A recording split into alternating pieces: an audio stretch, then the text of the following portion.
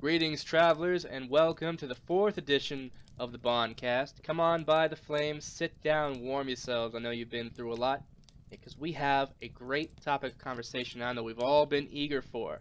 My name is Dayon, I'll be your host for tonight's episode, and I am joined by an order of ornery orcs, and I'm happy to have them here with me. So, first, Wheegil, sound off. Hey, how you doing? Good to have you. Qualia. Hey, how's it going? Damn good. Nakula. Howdy, everyone. And we are joined by a special guest for the topic of our conversation, Rahkris.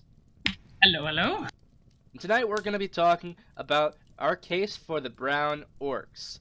A little bit of background on this topic of conversation during the last live Q&A that was held by Ian Hazakassis and Josh Allen for BFA Features. It was slipped that the brown orcs of Draenor may be added as a future allied race, which supports a lot of theories that have come out about data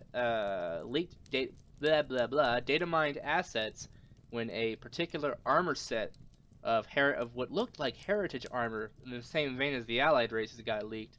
And then in further builds of the alpha for Battle for Azeroth, we saw a data mined Gorgon map, which drew a lot of questions, and most recently we've seen a brand new Magar Direfang mount. So, we're not sure what we're going to get. Are we going to get the time-lost AU orcs from Draenor in the Warlords of Draenor setting, or are we going to get the Magar that we first encountered from the Burning Crusade? And we're going to talk about which ones we're hoping for and which ones might add more to the story. So, before we get into it, how is everyone doing? Pretty good. Got my mac and cheese, so I'm cheesy. I just finished a whole plate of Chinese food. I'm on that keto diet, but I'm cheating today. I got through stuff. I gotta get through some stuff. I haven't eaten in 2 days, and I went to a metal concert last night, so I'll be deaf through half of this podcast. Who'd you see? You're gonna die. Avenged Sevenfold. So, my inner 7th grader applauds you, bruh. Yeah. I jammed the hell out when they played Backcountry. Anywho, how about you, Rahkris? Have you ever been on a podcast before? Why don't you tell us a little bit about yourself? What are you up to in this bright old game of WoW? Are you an active player? Are you a current player? Don't worry, he'll only hit you with 6 questions. Yeah, no kidding. I was like, are there any more? Are we adding 20 questions on here? Yeah, bet. Well, currently I am feasting on some lovely hot chocolate. I too am on a keto sort of cleanse here, so I appreciate one fellow good healthy eater to the other. Yeah, boy. Whoa. I've been eating in 2 days. You saying that's not healthy? I mean, I eat like I've got maybe no toxins in my body. Thank you. You got very much. nothing. You don't have anything in your body. Yeah, I was just gonna say, you're running on fumes here, man. Looking like Gul'dan now. Ooh. I thought you said Gollum, and I was like, yeah, that's like pretty accurate. Oh gosh. I mean, a little bit of both. Gollum is on his wall on a poster. That's something to obtain. Or gold damn, am I right? Hey, he was Damn. he was ripped in the movie. He was shredded. We are so off topic. Yeah. We haven't even begun the topic. We This is didn't general get on topic housekeeping. yet. Hey, we don't have to go hard cocked into every single issue. We can socialize a bit, you know? Speak for yourself, Dayon. I dig it. Okay. Well, I guess we should go ahead and sink our teeth. I know we're all, or our tusks, should we say? Tusks, huh? You get it? You get it? 'Cause orcs? Alright. I'm gonna kill you. So the first thing we're going to do is we're going to talk a little bit about those Magar boys. The guys, I think that's a fitting place to start since we met them first, and arguably the Magar orcs have had more to do, have made more ripples in the World of Warcraft storyline. So who are the Magar orcs? Who can tell us a little bit about their lore? Well, how far back do you want me to go? Well, give us if you feel so inclined, go ahead and give us a little bit about, the elevator pitch. If you had to explain to the Magar orcs to someone in an elevator, what would you tell them they are? I would say that when it was hitting the fan for the orcs of Draenor and they started drinking the demon blood, there was a colony of plagued individuals who basically were isolated in a quarantined colony and therefore did not partake in this ritual, and so remains against all odds an uncorrupted line of orcs. I believe that's exactly what Maghar means. It literally means uncorrupted in their native language, I do believe. Precisely. That's correct. Oh, sweet, sweet, sweet. So the Maghar Orcs, after the shattering of Draenor, remained in Nagrand. Not the shattering. What was it called? It was What was it when Draenor became Outland? I think it's okay to call that shattering. It literally is in pieces. I mean, technically they call it the rise of the Horde, because that's when all the devastation and things were happening. But when it actually split into Outland, that was much later. Yep. Oh, I see. Well, the point is, the Maghar now survive in Outland, in the village of Garadar. And they are made up of all the different orc clans, from individuals who did not go to war, did not drink the blood, and really had no reason to live. And they sort of, they're a group of survivors, really. They survived the rise of the Horde, they survived Outland, and they're still flourishing to this day. Although, maybe not flourishing. I guess it depends on your definition of the word, but they seem to be doing quite well. I have a little bit of trivia for the room. Ooh, Please. go for it. Does anyone know the origin of the name in which the Maghar Orcs dwell? I do. Of Garadar? That's correct. Oh. That is Duratan's father. Yay! There you go. Whoa. AKA Thrall's granddaddy. Yeah, Garad, man. Hey, a whole line of green Jesus. One of the few orcs who have something. One of the few orcs who have a building named after them that we never meet, which makes me kind of sad. Don't say that. We're gonna get WOD too. Garadar addiction. Well, and We can only hope, right? Want to Electric Boogaloo? No. If we can go back to like the Frozen Throne, hell yeah. So where are the Maghar? They're currently situated in Nagrand, and we first met them in the Burning Crusade expansion. Yeah, and they've been a part of the Horde ever since. Thrall recruited them pretty quickly when he met the son, the wayward son of the famous Orcish warlord, Grom Hellscream. Talking about your boy Garrosh Hellscream. We found him all the way back in BC. Isn't it hard to believe he's that far back? It's wild, and to think how little he did wrong and still became a raid bot. Absolutely disgusting, Blizz. Just Are you because he's coming up? uncorrupted. Are you going for the Garrosh did nothing wrong spiel Damn now? right I am. I feel like that could be a podcast in on its own. It Sure. definitely could be. Never apologize for the war. One day we're going to get into podcasts about specific characters, and Garrosh is going to be up there, because he's a pretty big baller guy. He's kind of important. he- Love him or hate him. He's also not the only important Maghar that we've ever seen. We've also seen Sarfang the Younger, we've seen Joran Deadeye, High Warlord Crowmush, and Tactical Officer Kilrath are my favorite Maghar orcs. I'll about- kill us a badass. Yeah, boy. What other Maghar of note are there? Did I miss any? May we also mention Great Mother Gaia? That's Yes. true. That's true. Rest her soul. I'm pretty She's sure included, yeah. she's She- dead in canon now, isn't she? She is. Yes. Yeah, she passed away. Poor, a lot of these Rest in guys. peace. Matter of fact, a lot of these Maghars are dead. Garrosh is dead. Sarfang the Younger is dead. Mm-hmm. Kilrath, Joran, Dead twice. Crowmush. Yeah. Yeah. Is Kilrath actually dead? No, What I happened to was him? I was gonna say Kilrath, Crowmush, and Joran are actually all still alive. I thought Crowmush We don't was see. dead. We do not see them around though. No, we don't. But we did see High Warlord Which is a shame. Crowmush. Remember the pre Legion events where Hillsbrad Foothills got attacked? Oh yeah. Crowmush was there, fucking up. He was there kicking ass, dude. No, it's true. He's pretty What badass. a baller, man. Well, Joe, look at that. There's He's also... terrible at monitoring the Forsaken. I don't. But- Yeah, he's. He's a good fighter. But he's pretty dope. I got him confused with with what High Warlord Orcus for a little bit there. I knew Orcus died, and I thought that was Crowmush for a little bit. No, Crowmush is still chilling in Hillsbrad, doing who knows what. Apparently, after he finished kicking demon ass, he wanted to deal with the Alliance because something fishy's going on. Now, isn't Kilrath in the Uncrowned? I feel like I saw him there. I don't do a rogue. I'm not too sure. Man, oh man. There's also Someone look that another notable orc that is often forgotten. Who's that? I need to know. That's Mother Kashur. And Mother Kesher was one of Ner'zhul's old friends, and she actually, in the Rise of the Horde novel, tended to Durotan and Ogrim's injuries when they first started playing around and dorking around. And she was really kind of like the old crone kind of character, and she would always walk and bring Durotan to Ashugan.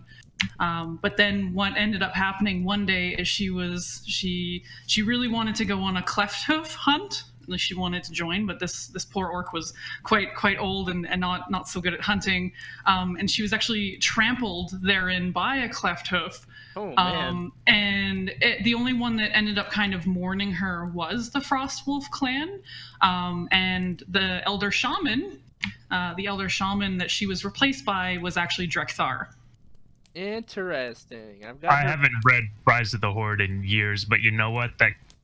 That's ringing a bit of a bell. Yeah, I haven't read that since high school. I love Rise of the Horde, so we've read cover to cover a few times.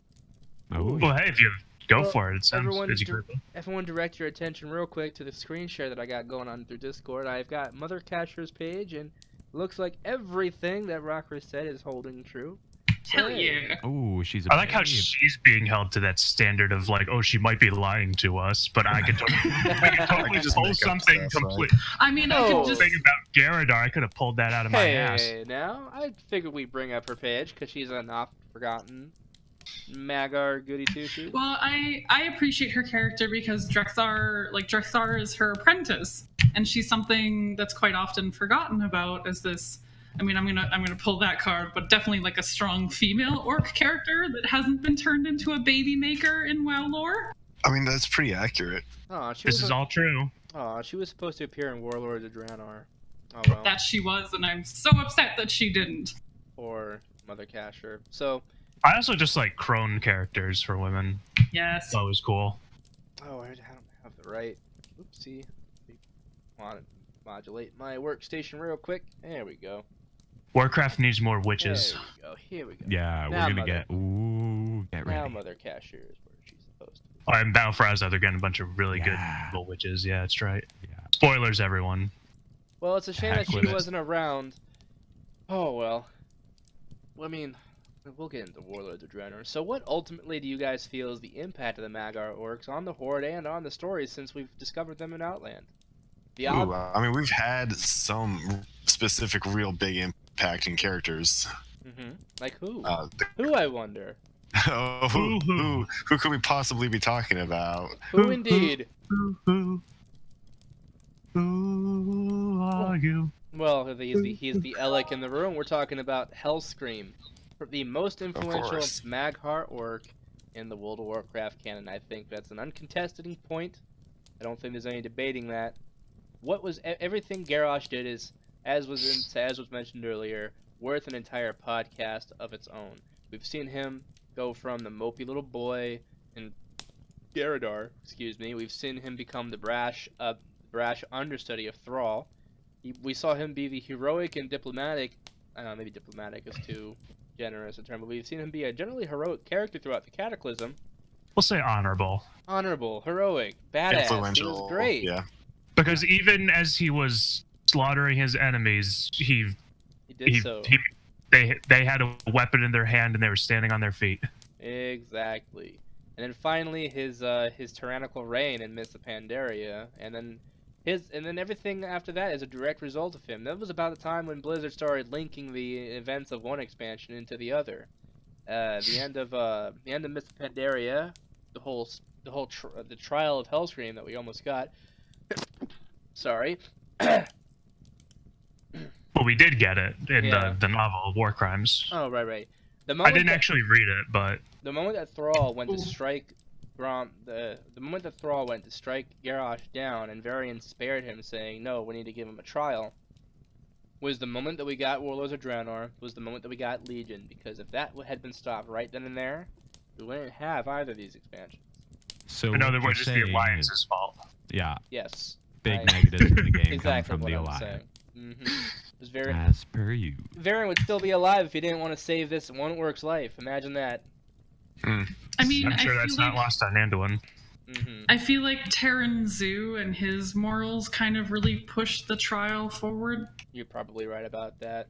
Anywho, But it's so much easier to blame the Alliance. we also got Yeah. Sarfang the Younger, the son of the Chuck Norris of WoW.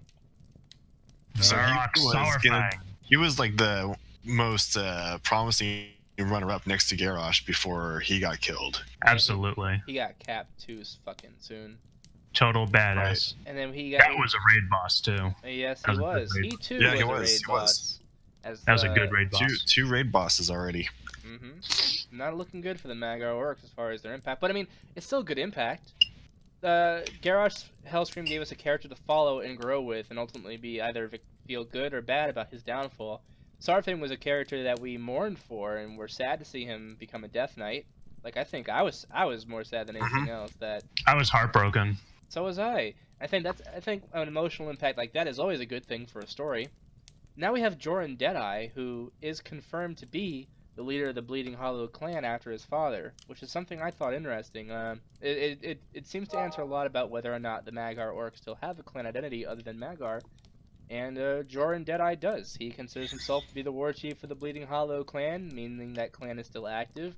Although the Wikipedia page says under the auspices of Magar, I don't know exactly what that means or if that gives legitimacy or not to the claim that he is the war chief of his clan. What do you think about that, Rahkris? What do you think under the auspices of the Magar is meant to mean?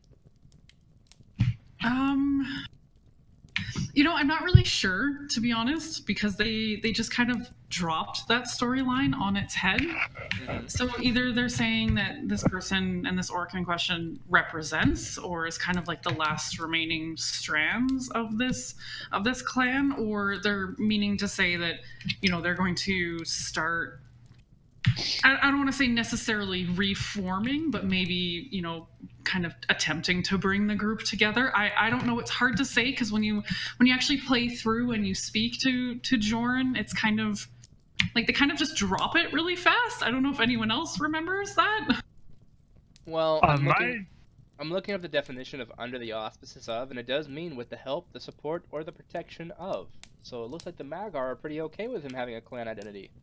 Yet under the auspices also means that you're under the watch of them. So the implication is that you can do all this stuff so long as you get ROK by it. Which makes me think, how do the Madgar not Madgar, like Dadgar, Khadgar. The Maghar, how do they exist as a political entity related to the clans? Oh. Please, I'm so excited. I'm eager for an answer. Go for it. So as a precursor, and this is the part why I love Garad so much in the formation of this, is because when the orcs started contracting the red pox, it was actually at a Kroshharg festival, because as we know, that's when orcs gather in times of peace.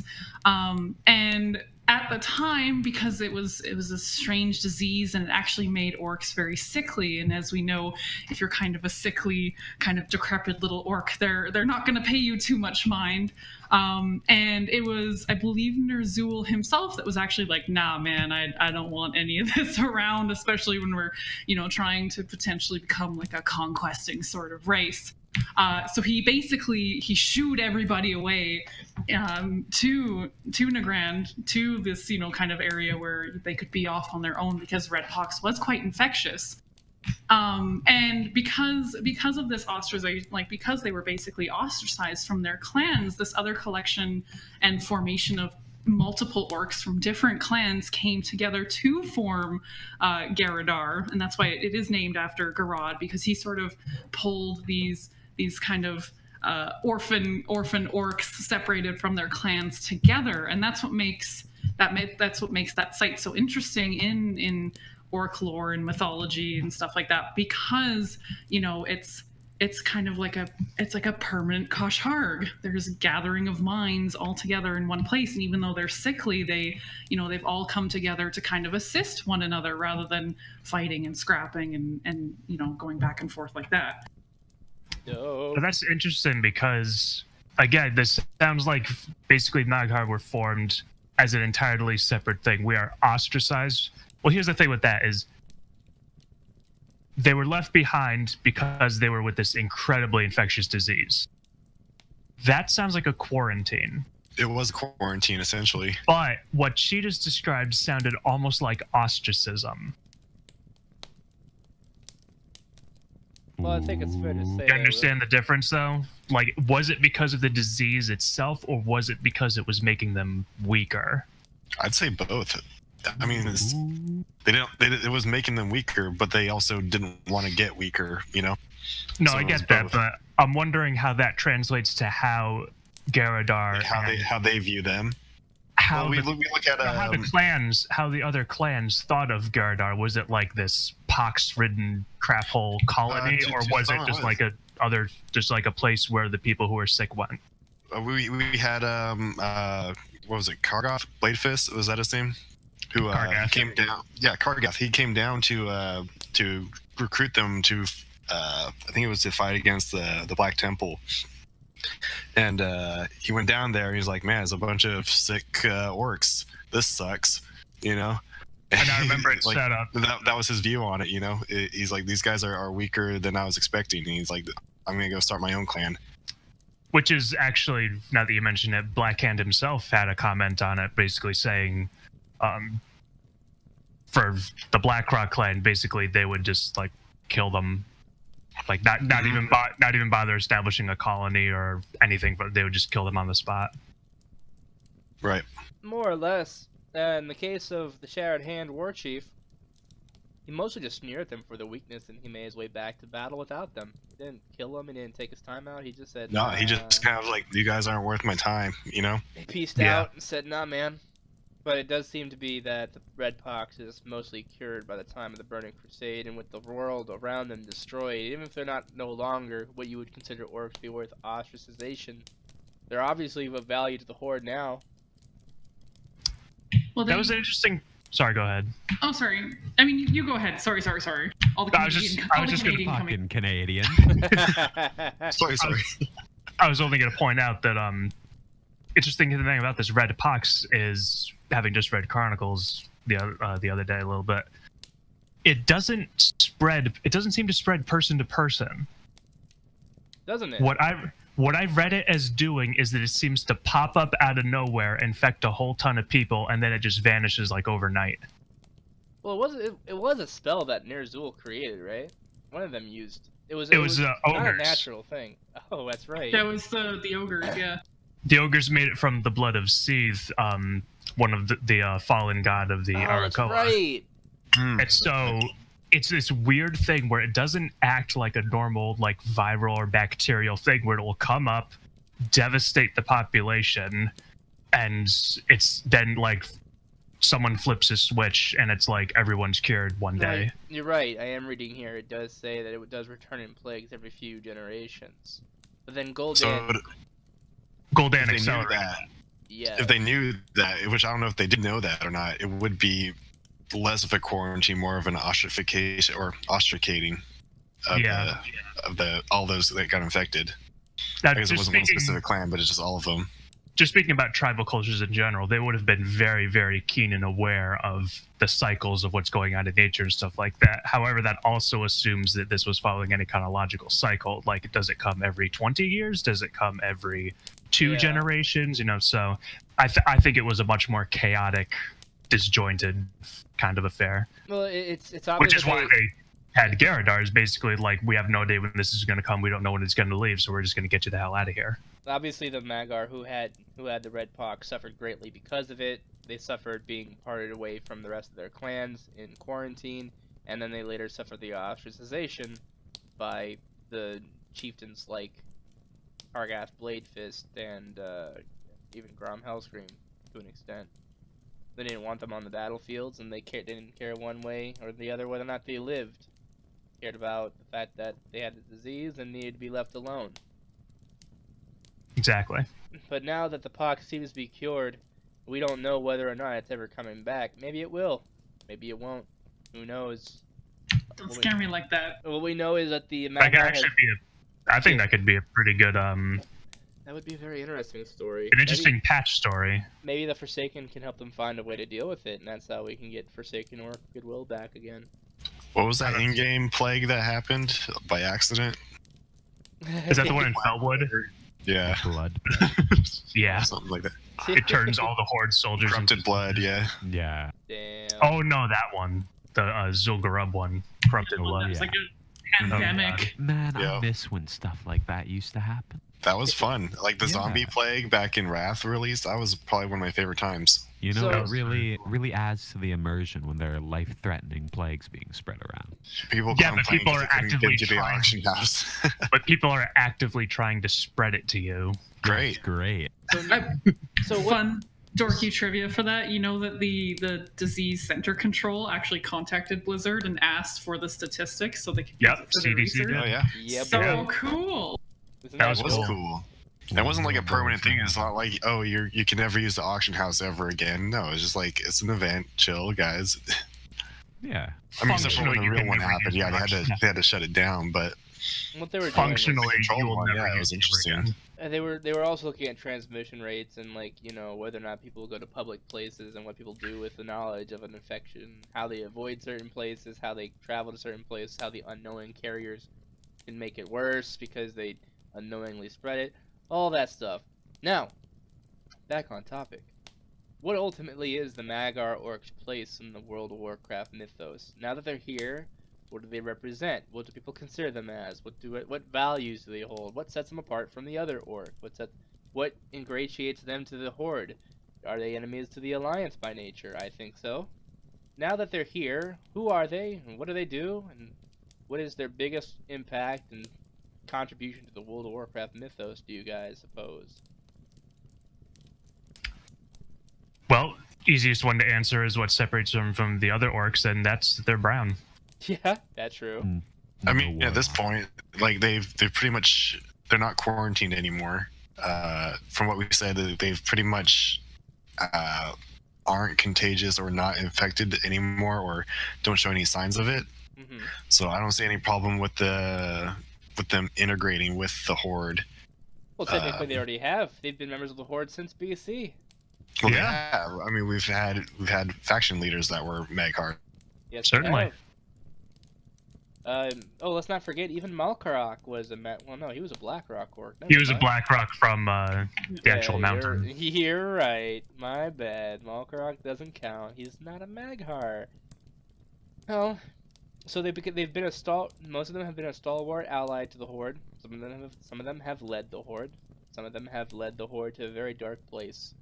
Matt, I'm sure Theramore has a lot to say about the impact of Mag'har orcs upon their. To upon heck their- with them.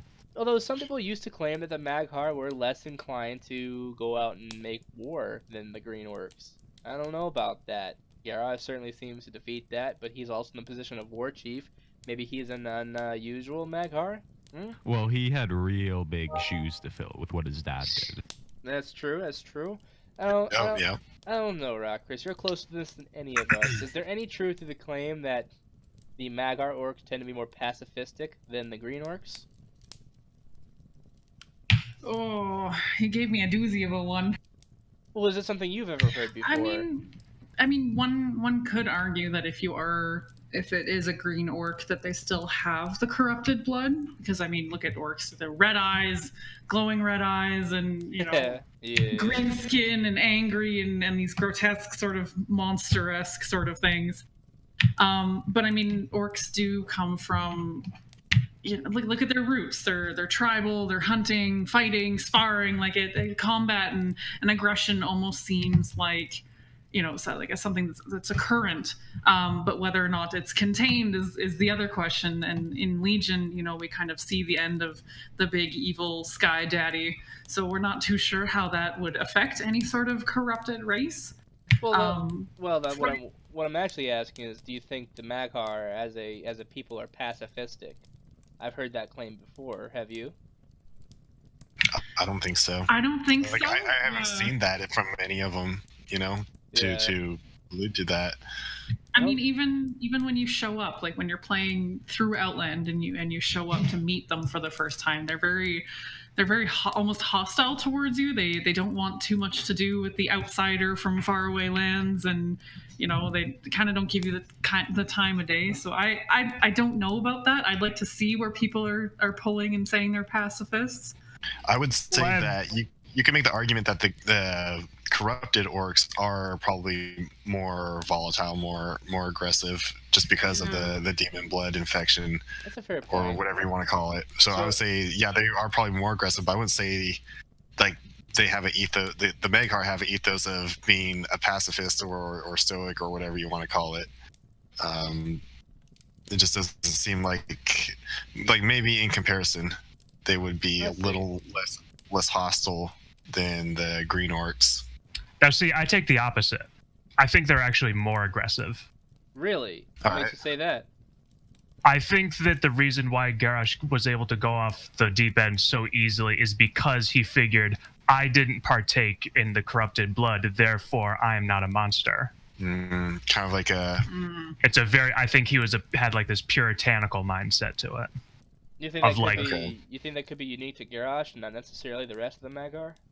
It could be, but I think it's something that's something that just stood out to me is like, especially when we went into Warlords. I was actually talking with another guild member of ours about this. He kept saying like, "Oh, it just cements the orcs they weren't slaves to the corruption of the demons. It just shows them all as being horribly aggressive and all that nonsense." I said, "Well, no, I don't think so. I think it's two different kinds of power. One of them is the power of we're going to jack you up with a steroid that turns you into a monster." And for the Iron Horde, it was basically like the Great Liberation Front. Like, look, we're so incredibly powerful, we don't need that. We're superior to that. We're going to take this purity and power and make it our own, and that's all we need. All right. It's ideology versus like addiction. So I think we could safely sum that up by saying that there isn't really evidence to suggest that the orcs are pacifistic. I would say that, if anything, they're more about reaching out between clan bonds for the betterment. Like, they're probably more not nationalistic as orcs, depending on their clan identity. They're probably more willing to integrate and coexist and cohabitat, obviously. Well, I think a big part of that is because they're not one clan. The Mag'har are a conglomeration of orcs from every clan that got infected. So it'd be hard for them to have like a clan identity when they've already been cut off from their own clan. Sure, and I like how Rahkris put it. I think where she said it's basically a perpetual Kosharg. Well, once Thrall did recruit the Mag'har, it said that the Mag'har started to teach the corrupted orcs, the green-skinned orcs, the ways of their culture beforehand. So it's clear to me that individual clan rights is a more personal thing, or individual clan cultural identity is a more personal thing. But to be an orc was something that the Mag'har still had knowledge of from the days when Draenor was not ruined, and were able to teach that to the orcs of the Horde when they joined. But I think it's fair to say, I think you could say I think that the personability of the Mag'har orcs is dependent upon that individual. We've seen warmongering orcs through Garrosh. We've seen highly honorable orcs through Saurfang the Younger. We've seen pragmatic and leader type orcs through Jordan Deadeye, through High Warlord Kromars, through Tactical Officer Kilrath. Kilrath. They span almost as many personality types as their cousins on Azeroth do. It's almost like they're people. Yeah, it's almost like they're actually orcs. Wow. Okay, now we're going to talk about the Draenor Orcs, also called the AU, which means, for the uninitiated, alternate universe for short. Universe. Shut your mouth. Ooh, you try carrying one of these podcasts one day, see if you don't have a slip of the tongue. Oh no, I know I will. That's why I don't talk too much. Oh, looks like I snuck into the So who Horde event here. So the Draenor Orcs, the Orcs of the Iron Horde, the Orcs of the alternate timeline. Not only is it an alternate timeline, it's also back in time for all the timey-wimey, wibbly-wobbly nonsense. I have to correct you already here. What is that? I hate to pick you on this, but you had me here just for this reason. What is that reason?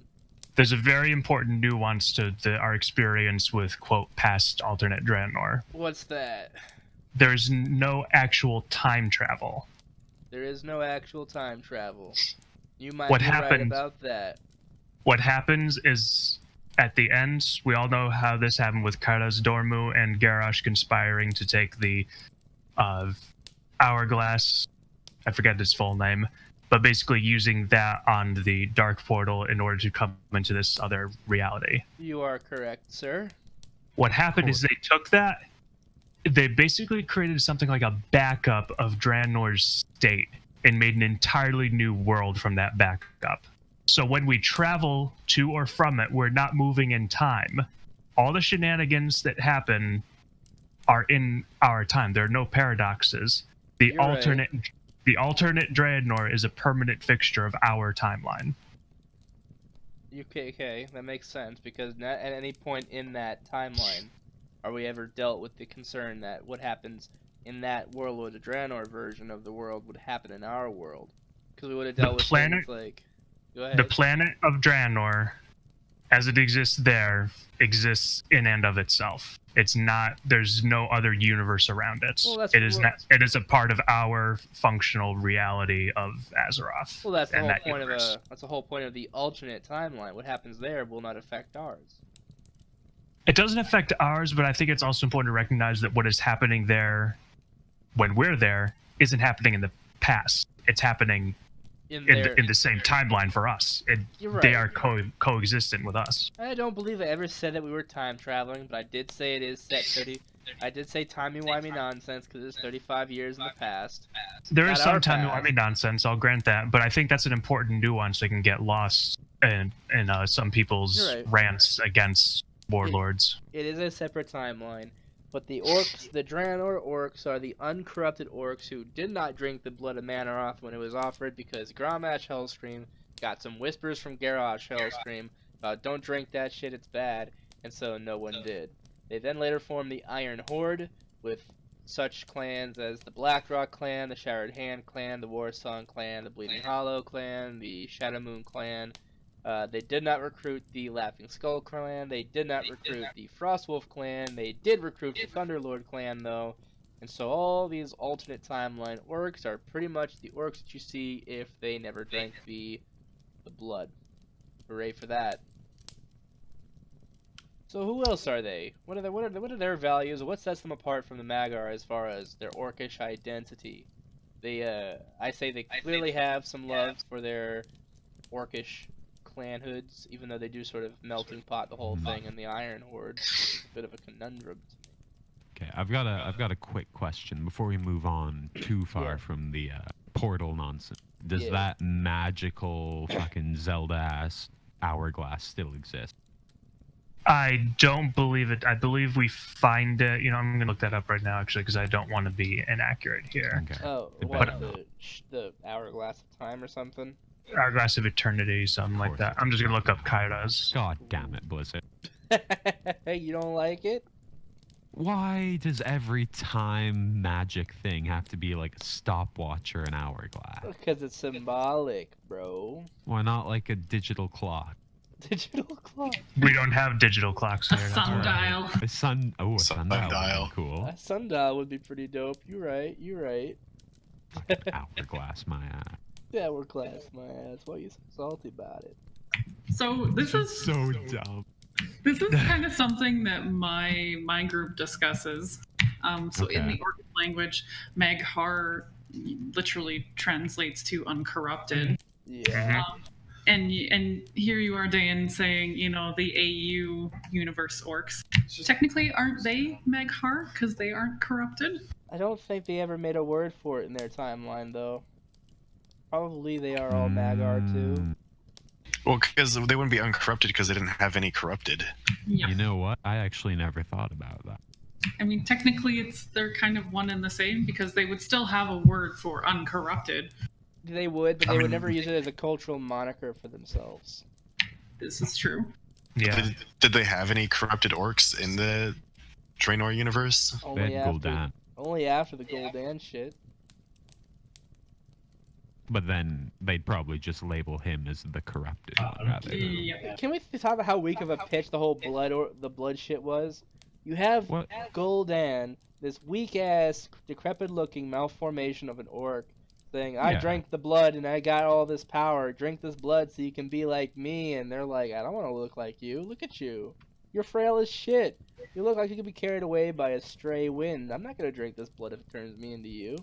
Should have saw him before he drank it. Yeah, exactly. Although he did look ripped to the north before he drank it. There was like artwork of the of him drinking it when Garrosh was talking to him.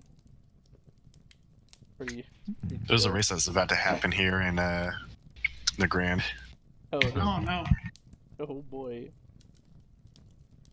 They're all on their wolves here. We might get it in some of this background footage. Are my Hell babies yeah. there? Dope. I hope they are. Oh my goodness. So the Iron Horde. So I have- Go ahead. I have some answers about regarding what happened. It was called the Vision of Time. Oh, okay. Okay. What's its current Um, status? While most of the Visions of Time species have remained on Azeroth, Kairos was able to bring one shard of glass to the alternate Draenor along with him. He explained to Garrosh that it was still connected to the other pieces on Azeroth and couldn't be used to bring them and Garrosh's new horde back there, being the Iron Horde. Kairos gave the shard to Garrosh, believing he was incapable of wielding its power. Garrosh instead stabbed Kairos in the back with the shard and killed him.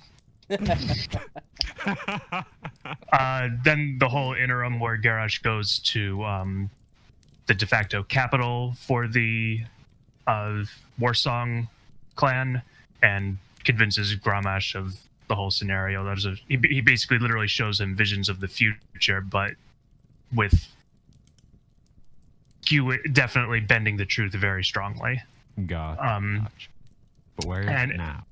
The shard's fate after this presentation is unknown. Oh boy. So I don't know if that's a loose thread that can be picked up, or if Hey, it's you just, Lordaeron incoming, boys. or if it's just one of those things that's, you know, like the Silmarils in Middle Earth, just scattered, you know, to somewhere unreachable by everything in existence.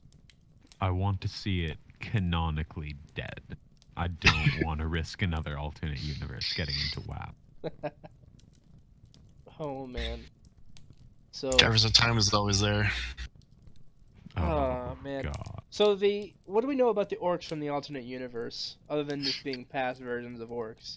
They look real pretty. Yes. They are still a very warlike culture. Even the Frost Wolves, they had the whole thing against the ogres that we helped them with. Yeah. There was a lot of clan infighting too, particularly with the Thunderlord clan. One upside of Warlords of Draenor is we got those or what's it called? Not Lord of the Clans, but like those Warlord lore videos that really sort of Oh, Lords they're of War. amazing. Those were dope. yeah, so we got Lords the, of War. Oh. the Frost Wolves desperately trying to control their bloodlust and fucking Kargath getting treated like a dung beetle by the ogre. And I'm you know what? though? everyone- Since they're all told from the perspective of Murad from our universe, that's all canon. Yeah. That is all canon, and since it focused on, the Shattered Hand, we know that Shattered Hand orcs of our universe do have white Are skin. great. Yeah, hey boy. Look at that. We solved it right here and now. And Yeah, now someone's gonna boy. comment like, Dayon. I'll have you know. Actually, Rod is actually an AU Draenor See? who time traveled into Outland. oh god, imagine if that was the case. Holy fuck. Oh See, my maybe God. I'm the dumb one because I thought the Harbingers was actually from the alternate universe. I thought that Oh. too, actually. Nah, it's because Because of the way the Gul'dan story went down, it seemed a little different. Well, Gul'dan's is from the Legion ones though, not the Warlords one. yeah, that guy's is different. Yeah, the Harbingers were released for Legion, Lords of War, whatever, were for Draenor. yeah. Yeah. Yeah, the Lords and of then War that were all told. creepy Pandaren one. Because in Gul'dan's one, he doesn't mention Ner'zhul and being the apprentice of Ner'zhul. No, he does not. He mentions just being a hated orc from an unnamed clan and then burning it all down. Yes. So that's why I question if it's the alternate universe one, because in the main one he's brought in quite quickly by Ner'zhul. Yeah. No, that is the case. You're right about that.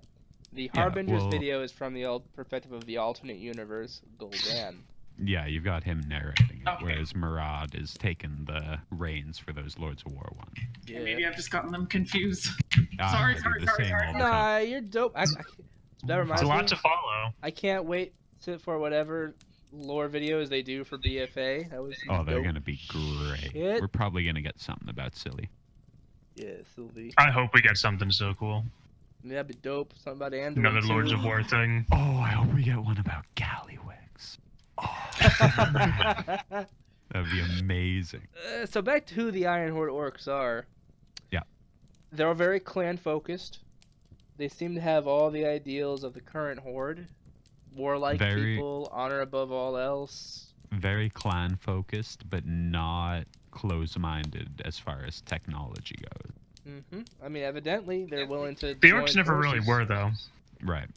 Well, it's just something to set them apart from other tribal. The Iron settings. Horde was a magnificent machine. Was a magnificent beast that I don't really think we should have been able to beat. When you think about it, they all contribute something great. The Shadow Moon were their magical wheelhouse, or they were going to be. The Blackrock clan provide all their machinery and supplies, raw materials to build stuff. The Thunderlord clan were their best trappers and hunters. The Bleeding Hollow clan were their guerrilla war fighters, their blood magic guys, and the Warsong clan were their scouts. And it is said that one Warsong raider could take on like 10 Blackrock scouts or something like that. I don't know. Damn. I don't know what they said, but the Warsong were not to be fucked with, even though they were the smallest clan.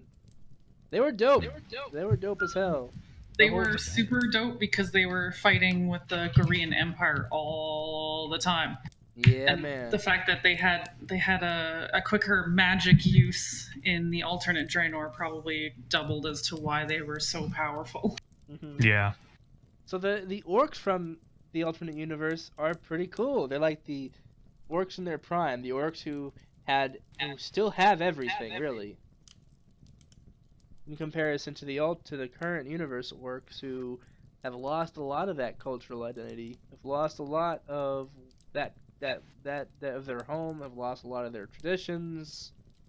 Seems like Just a lot of who they were, where they came from. They didn't get that. Even with the Mag'har, I mean, it'd be like if, in an apocalypse, you're the only person from Indiana left alive, and people are like, "Can you tell us about the culture of Indiana?" I'd be like, I don't know what the fuck you're talking about, but I do know what you mean. Yeah. They have not lost Draenor. They have not lost their ways. They have actually just built upon their ways and made them even better. They still have everything that there is to love about their world, but they're going for prosperity. They want to rule the planet. They want to take over Azeroth. And we met these guys at Warlords of Draenor. Who has something nice to say about Warlords of Draenor? So Warlords has actually kind of a special place for me because that was probably when I first got into role playing. Oh no shit. Mm-hmm. We talked about that last I came time, from too. yeah, I think we mentioned on one of the previous podcasts, but yeah, if you hadn't, I was on a PvP server, which was dead by the time I joined the game again. So I was like, okay, well, none of my friends play anymore, and my server's dead, so there's no PvP on here either. Guilds empty, so I transferred to an RP server, and that's actually when I got into Wyrmrest Accord. And I still did a lot of PvP. Ashran was probably one of my favorite battlegrounds, actually. What? As a hunter. How dare you? Hey, we had some pretty cool hunter abilities during that time. You get I those also special. played Hunter, and it was garbage. Well, you played it wrong, man. No, I don't want to sit up in a tower sniping all day. Yes, you do. All right. Away, Jose. One thing I liked about Warlords of Draenor was the leveling experience. I will always say that Warlords of Draenor was an art team carry while the story team was asleep at the wheel. Yeah, Warlords sort of introduced that really nice voiceover storytelling that we had. Mm-hmm. I think a lot of Warlords was kind of focused on almost being promo for the movie coming out. I can't help but think that that might be true too. I agree. The movie sucked. Kind of reintroducing these characters that you might not have heard of if you hadn't been a Warcraft fan for a long time, to help invest people in these characters that were coming out in the movie franchise. That's a good fucking point. I There's also a always- nice little cash grab for Yes. nostalgia bonus.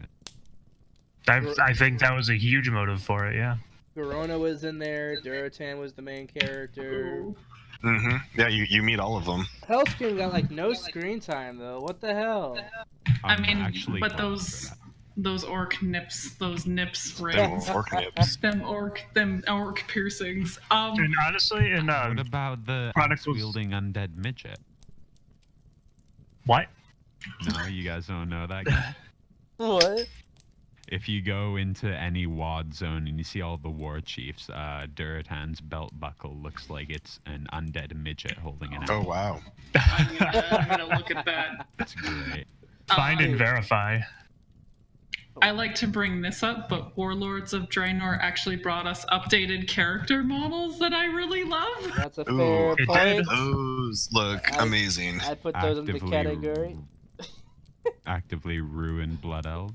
So there was lots of good things that happened during Warlords, but I think we can agree the story was kind of whack a little bit in a way. Even though it was told beautifully through like the cinematic stuff going on Yes. and the art stuff going on. Very good presentation, but I believe the saying is if you polish a turd, it's still a turd. Yes. It's a very nicely polished turd. Very good. It almost looks more like dirt than a turd. I think, and my guildies hear this one all the time from me, but I think one of the most disappointing moments in Warlords was kind of the introductory quests and things, especially if you're Horde side. Yeah. Because here you are, you're going to Frostfire Ridge, and you're so excited because Thrall's with you, and you run into none other than Duratan. And you're just like, oh my god, here he is in the flesh and blood, and I'm so excited for him to be here. And Thrall's response upon seeing his father, of which he's never met, he kind of lacklusterly is like, Duratan. And that's it. Like, that's it. That's all he says. It's manages. Duratan. And he he never even has an aside with you as the character and saying like, oh my god, that's my daddy. Like, oh None my of God. that. None of Oh, I that. thought we were tight, yo. You share everything Yeah. with me. Oh my god, I can't unsee that thing now on his belt. I can't know. unsee it. I can't yeah. unsee I it. know. Oh man, I'll turn the desktop on real quick. Nah, you was right. Look Yeah. at that. That's the hidden WAD character that got cut from Farallon. Oh no. Okay, I'm not going to get into it. Never mind, go on. I like your logic though. Yeah.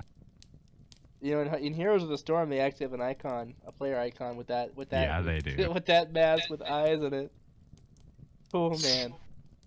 So who are the big wigs of the Draenor Orcs then? Who are the ones that we look to as the most important of them? I mean, we covered the setting, Warlords of Draenor, an expansion not everyone loves, but everyone has some one thing to like about it at least. And in Draenor. What about Hellscream? Ooh, let's talk about Draenor for a second. What do you guys think of the world of Draenor that we saw when we were going through the Iron Horde, or Warlords of Draenor? Thoughts The and world of opinions? Draenor? Yeah. I would have liked liked it. it if it didn't have all the Iron Horde garbage scattered everywhere. I liked it because I'll explain it like this. I got into the beta with Keiska a long time ago. We were on Water Striders, just looking at all the places in the zones. We were going through the Temple of Karabor. We were going through all the Orcish zones in Frostfire, and I came to the determination that I hold to this day. it was going to be a great cosmic field trip through all the sights and scenes that we don't get to see in the main timeline, either because they just don't exist or they exist in some different form. The Temple of Karabor is the Black Temple. Shatrath is completely different. We never even see some of the other places. And it's not like Blizzard's a stranger to that. You can go through the Battle of Mount Hyjal in the Caverns of Time, and it's not even that we didn't get to witness that. It's just in a different game. So they clearly want us to see this sort of stuff. But what do you think would be the best method for that without gumming up the timeline? Basically this, they could but do not the making RTS Warcraft 3 or 4 or whatever. I got theories about that. Just you wait. Ooh. Oh, okay. Another episode maybe, huh? Yeah, I just... Ooh, boy. Ooh, boy. Ooh, boy. I love it. We'll All do like right. a reckless speculation episode just to go through all the crazy shit. Yeah. Okay. Reckless. So, I no. think. Go ahead, Rahkris. Sorry. You're good. The Canadian slept out. I think when I was traveling through Warlords of Draenor content, I was extremely excited, but that's because I've always played an orc character and always loved their lore and everything. But upon kind of later reflecting and dissecting it almost felt incredibly lackluster compared to the other lore that Blizzard sculpted in regards to orcs. And it was missing, to me, it felt like it was missing some of the people that, while they might have had some minor roles, in the main line, they could have been really, really good in the alternate line, and they missed some really cool opportunities. And I'm gonna give a real cool example by saying, how come we didn't see any Broxigar showcase in Warlords of Draenor? Oh, man. Why not? He's too good. Oh, You I can't forgot portray about him. We in also, physical form. when Orgrim did appear, it was for all of 2 seconds. Then That he was made me smashed. Yes. Yeah. That made me upset, too. Yeah. There's something about... and we'll talk about more about this when we talk about the Green Orcs, but there's something about the pristine nature of, and the savage, #savage, nature of Draenor that's meant to be unreachable. It's meant to be a memory and meant to be a history. And to kind of see it in full display almost seems like it's cheapening what it's meant to be. There's something to be said about something being lost to you and how you revere it because it was lost. And how sometimes when you lose things, you don't ever get them back. Well, sure. I mean, Broxigar at this point has become a legend. Even people who know little about the story will have heard his name come up in some form or another. And we're swiftly running out of characters who fill that spot, especially with Blizzard just reviving them every couple expansions. I think it would be hard to portray him without just him being a letdown up to, like, that's the thing about legends, is they're bigger than life, you know? Yeah. You portray him as an unkillable raid boss. Well, he did appear in Legion in a couple of flashbacks with Illidan. Oh yeah, well that's pretty cool. But that's fine. I can It's get a behind moment, that it's a slice because of you're time not. in his life. Yeah, and you're not killing him, but you're also not wielding his power. So You're there's right. still that bit of mystery there, and it's something really satisfying to reflect on at the end of the day. Mm-hmm. I think what really kind of messed the whole thing up was the release of Chronicles. That is to say, Yes. I think that if Chronicles 2 came out before Warlords of Draenor, it would have been a much, much better received affair. You're probably right about Okay. that. I remember I reading can see about all that. that stuff and thinking that, you know what? This would have been nice to know beforehand. I feel like they were using. I don't know. I love the Chronicles series, and I totally agree with that point. And may I cuss? Are we allowed to cuss here? Go for it. Okay. No. Okay. Go Well, ahead. I feel like I love that statement so much because I feel like if Chronicles came out before they decided to release Warlords of Draenor, they would have gotten their freaking shit together. They're freaking I think shit. not just that, but we would have had a precedence of what was already happening. Yes. We would have known how we got to where we were at that point. Whereas really we just kind of showed up in the middle of history like, hey guys, what's going on in here? That's true.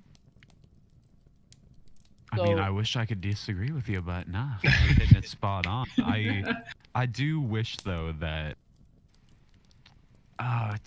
it's tough asking for this because I know people saw Black Hand and they're like, it's too anime, get this out of here, keep the flashiness out of my game. But when you see like the gorgeous art of the Gorian Empire and then you go into High Mall, absolutely, it doesn't translate as well. I wish they got a bit more flashy with it and really flaunted their nation's colors more. That would have. I just like color, a lot of color in art anyway. Yeah, that's why I'm so. super hyped I mean, yeah. So especially with Draenor, all the hype about it being like this untamed waste, like wilderness kind of place.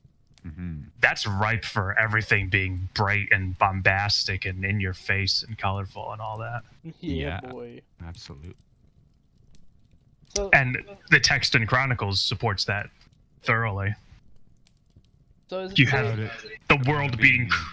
Well, yeah, the world's literally formed by the forces of like plants and rocks just giving her.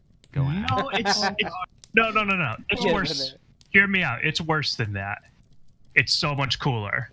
The world is created in a kaiju fight. Yeah. Yeah, it's awesome. I did like that.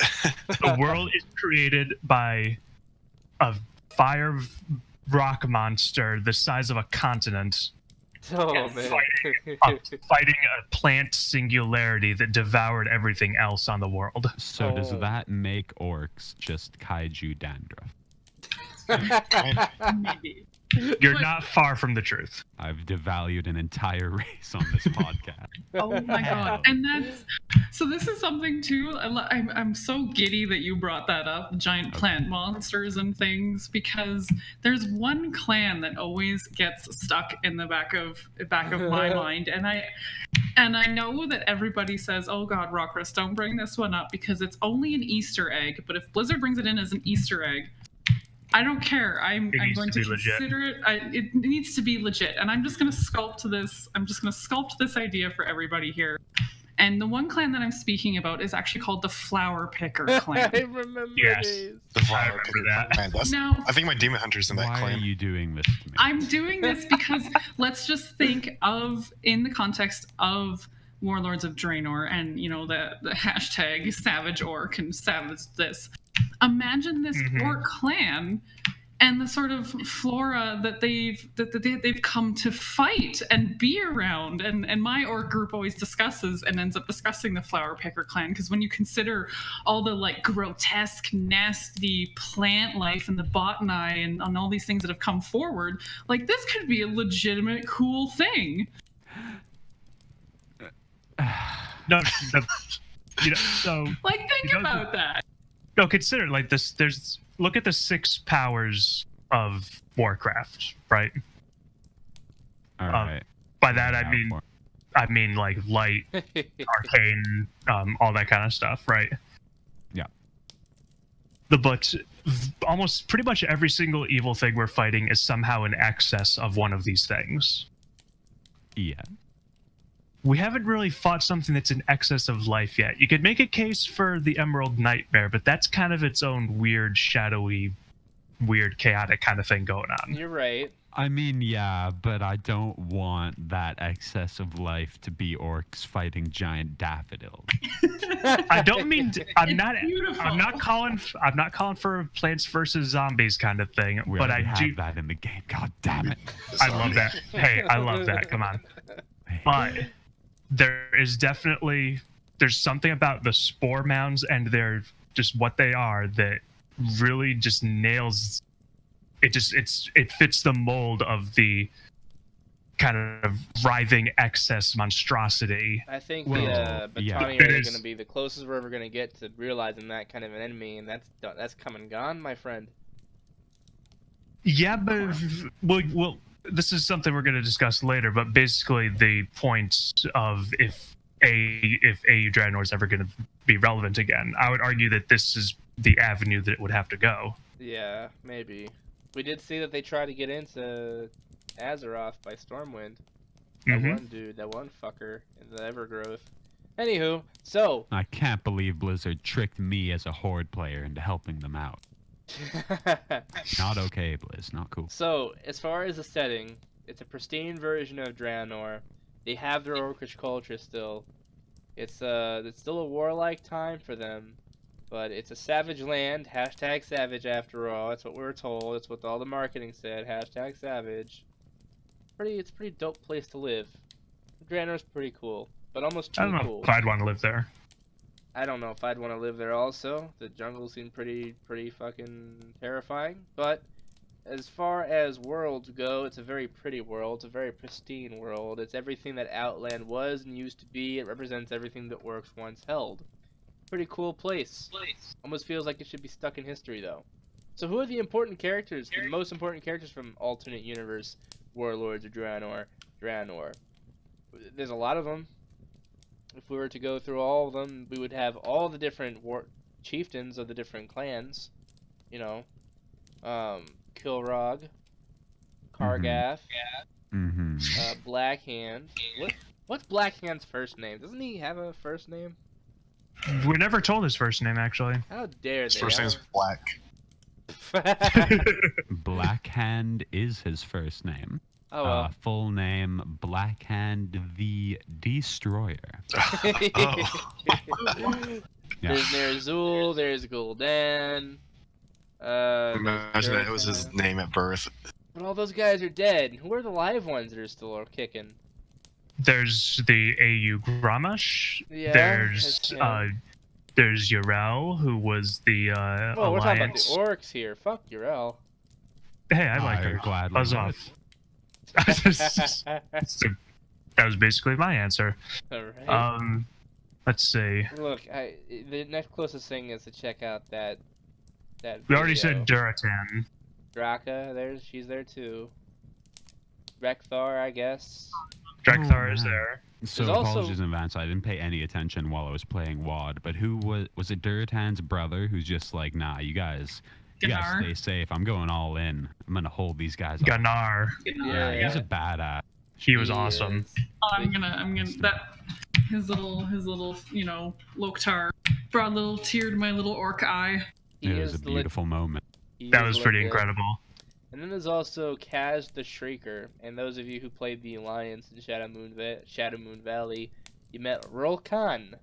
She is the mate of Ner'zhul, the former mate of Ner'zhul, and she is actually an Alliance follower. So there is an Alliance-aligned orc, kinda, sort of. I don't think any of the forces out in Alternate Draenor officially joined any faction. And sorry, what's her name? Rolkan. Mm-hmm. Rulkan. Rolkan. So like with an L. Yeah, Vulcan with an R at the beginning. Yeah, but with a K instead of a C. All right. But she's a leader of a group called the Shadow Moon Exiles because they weren't really feeling all that voidy shit. I wasn't feeling all that voidy shit. And I'm not feeling that voidy shit either, TBH. I like it. So, and the important characters that are still alive. Obviously, not Gul'dan, but he's a pretty impactful because he's the one who started the whole Legion shit. So, man, oh man, there's one dude from the AU and there's one dude from the Magyar who just fucked shit up for us and made things suck. Garrosh did it for us and then the Magyar camp and AU Gul'dan. You know what? Some part of me feels like Warlords of Draenor did nothing but recycle a Gul'dan character type because they couldn't just resurrect the one that was from our universe and they wanted to bring him back somehow. And this is how they did it. Well, isn't his skull gone in our universe? His head would be all. It was devoured by Yeah. Illidan. He'd have Yeah. like a whole head of baby soft spot. It'd be gross, man. You don't want that. I kind of do now. Oh man. So, what is cool to say about any of those characters? I think the only one we're talking about is the other Hellscream, Gramash Hellscream, and how even though he was the leader of the Iron Horde, which was for the most part of the expansion our antagonists, he basically just gets off scot-free. For Yeah. everything he does. I hate Yeah, I it. don't know anyone who was okay with that. That was very annoying. I think it was just kind of a time thing that was cut. Maybe. I don't think they had time for the characterizations that they wanted to do because they said he was going to be the last boss. Yeah. Nope. Nap, sir. I think the only reason No, why instead, for the last boss, they recycled another character. Archimon! Yeah, boy. Ooh, lad. To be fair, that Archimon fight was really good. Was it? I had never played the actual Archimon. I really enjoyed it. I just died while people got my moose for me.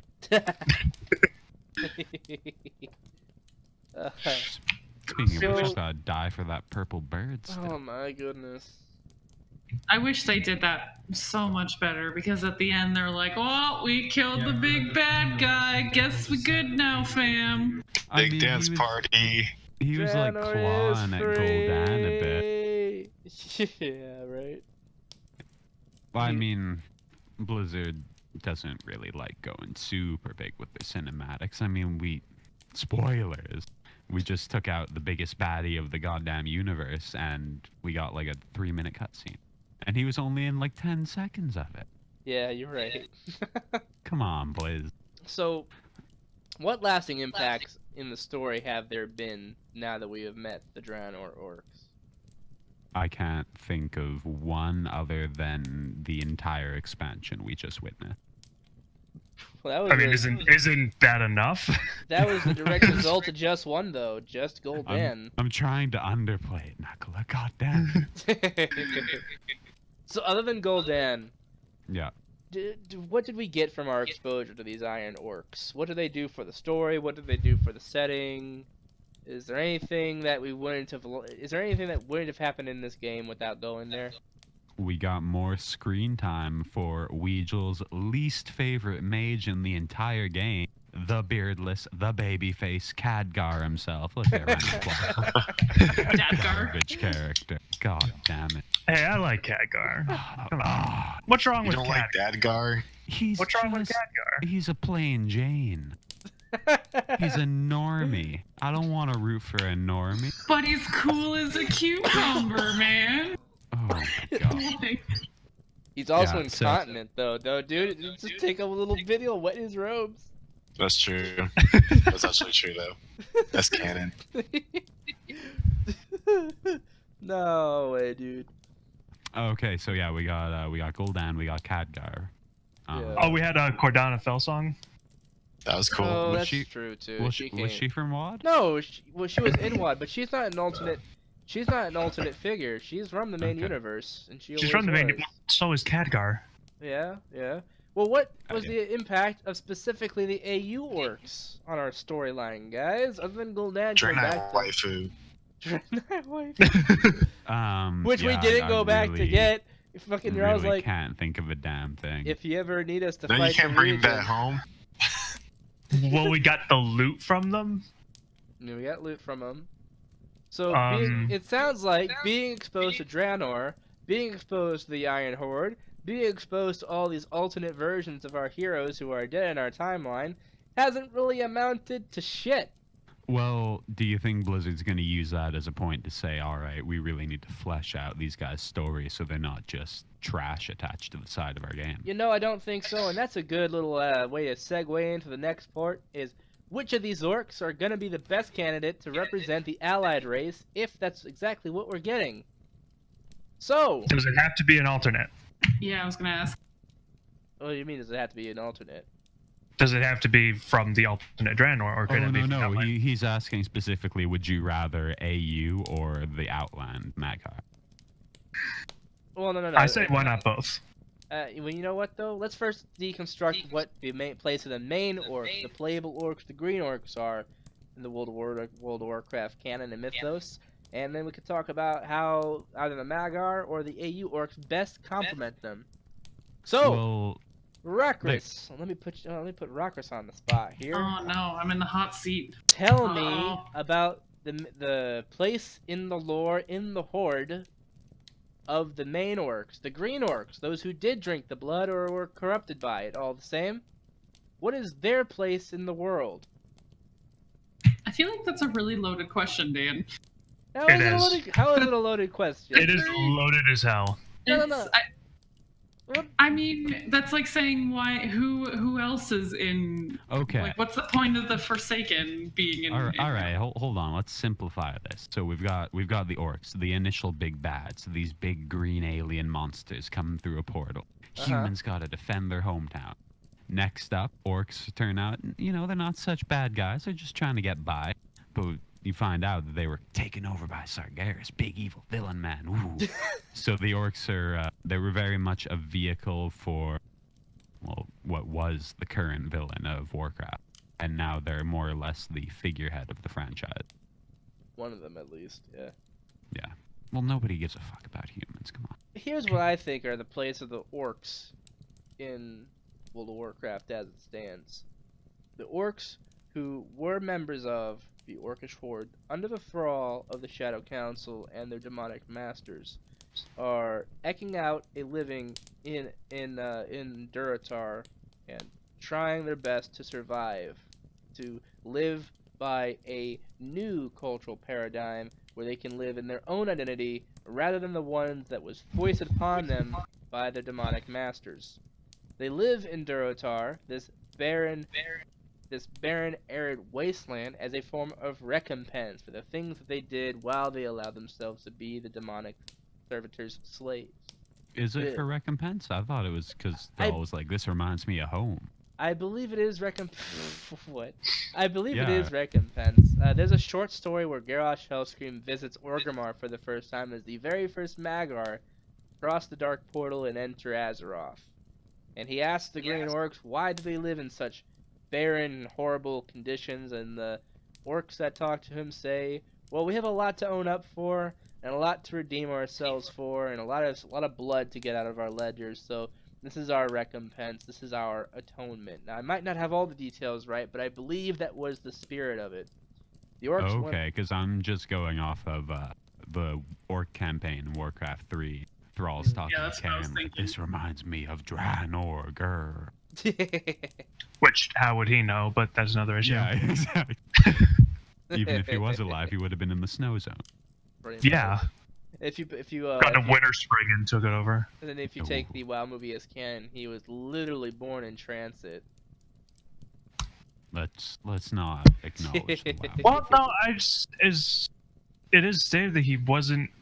The implication I got is that he was, if not conceived on Azeroth, then just before the arrival. That's what I always thought too, but I think that's my impression. I think it's funny that that's how they explain he went green, is Gul'dan rescued him because he was stillborn, because Draka doesn't know how to listen. I think why I struggled a little bit in answering your question is I'm not too sure the implication of which kind of area you're talking about here. Like, are we considering that it's still kind of a thrall-based idealism for orcs to be within the Horde, or do you think that, like, because we have a new war chief, that the orcs might take a different stance in regards to being within the Horde? Oh no, I think the values that were inculcated by Thrall are still alive and well within the orc community as a whole. Okay, now I can answer better. Okay. By saying that if it was that ideal, then it's the sort of community sort of aspect in bringing a people together to strengthen kind of a group. Right. And in which case, in regards to Sylvanas being war chief, I'm not sure if I imagine that she would still want to keep that ideal of strengthening, different groups of people. But when we kind of look back, we can see that Thrall really took a kind of like a pretty big stance on bringing people together and helping. I think as long as pardon me, sorry about that. I think as long as Varrock Starfang continues to lead the orcs in his stead, since he was an orc who was in the Horde under Thrall's advisement at some point, I think as long as Varrock Starfang remains in the Horde and leading the orcs, that a lot of Thrall's values are going to remain alive in them. But what do you think about the bit about atonement for what they did during the first, second, and third war? Do you think that's accurate? Oh, I think their desert. I think a lot of groups even outside of orcs, need to atone. Excuse me.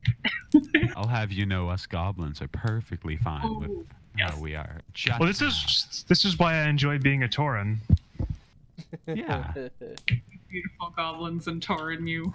No, I mean, when it comes to the Tauren, I mean, we are on such moral high ground that we can't help but look down our noses at everyone. Yeah, it's Except for gotta be Draenor, real probably. Yeah, but now the Draenor have all that Lightforge business where they tried to take over Illidan, so the Tauren win. Exactly. Ooh, so Good job, okay. Bliss. The only reason we ever got into a fight with them is because either they provoked us or we're backing up one of our friends. Yeah. Yeah, those Quillbor were big problems. And the Murlocs. Those damn Centaur. Ooh, I am still annoyed about that. So Which one, the Centaur or the Quillbor? Yeah, because I Wait, mean, what? arguably both of them. Because this is a Tauren complaint, so let's move on. Stop No, paying let's hear attention it. for Let's 2 hear it. seconds. Go ahead. Love Basically, the Tauren functionally were victims of trash mobs for decades, Yeah, I totally get where you're coming and The that trashiest of trash mobs. it drives me up the wall. Everyone else has been the victim of someone they're either fighting in PvP or facing off in some kind of epic raid or some kind of wild catastrophe. And the Tauren were basically just chased around the plains for a really long time by people who basically, once you finish their dungeon, you don't see any more of them. That's what happens when you're, so nice to everyone that you got no dirt under your fingernails or whatever. You got no bad history with anyone. Haven't had to pick You a get fight. beat up by trash mobs. But then to get like the Yongle and stuff, and they're like kicking ass and taking names all over Pandaria the meanwhile, and it's like, geez, man. Well, yeah, the Yongle are like the bad boy Korean rap cousins that wear Adidas and fucking do Xanax, I mean, right? they're more Mongolian, but okay. Nah, look, I'm making an analogy here. You know what? Why don't we They're get back totally on track? Korean. Let's get back on track. Okay. All right. So again, the main orcs, the Orcish orcs, Orc. the green orcs, the first orcs, the ones that built the horde and such. I found on Garrosh's profile that story I was referencing about being a brown orc on about being a brown orc when he first returned. It's called the Heart of War. It says Okay. here's a portion of the summary.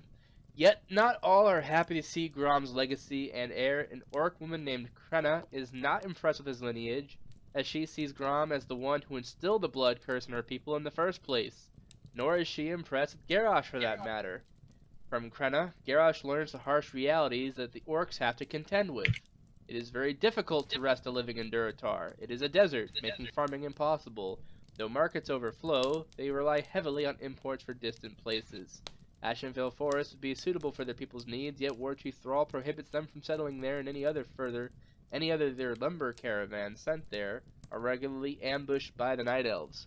Meanwhile, the humans of North Watchhole and Doors of Baal Modan continue to contest their sovereignty over the Barrens, and remnants of Admiral Proudmoore's Cold-Tyr's forces in Tyrgard Keep rob Razor Hill unchecked. Such incidents cause orcs like Krenna to become bitter and frustrated with her people's leadership.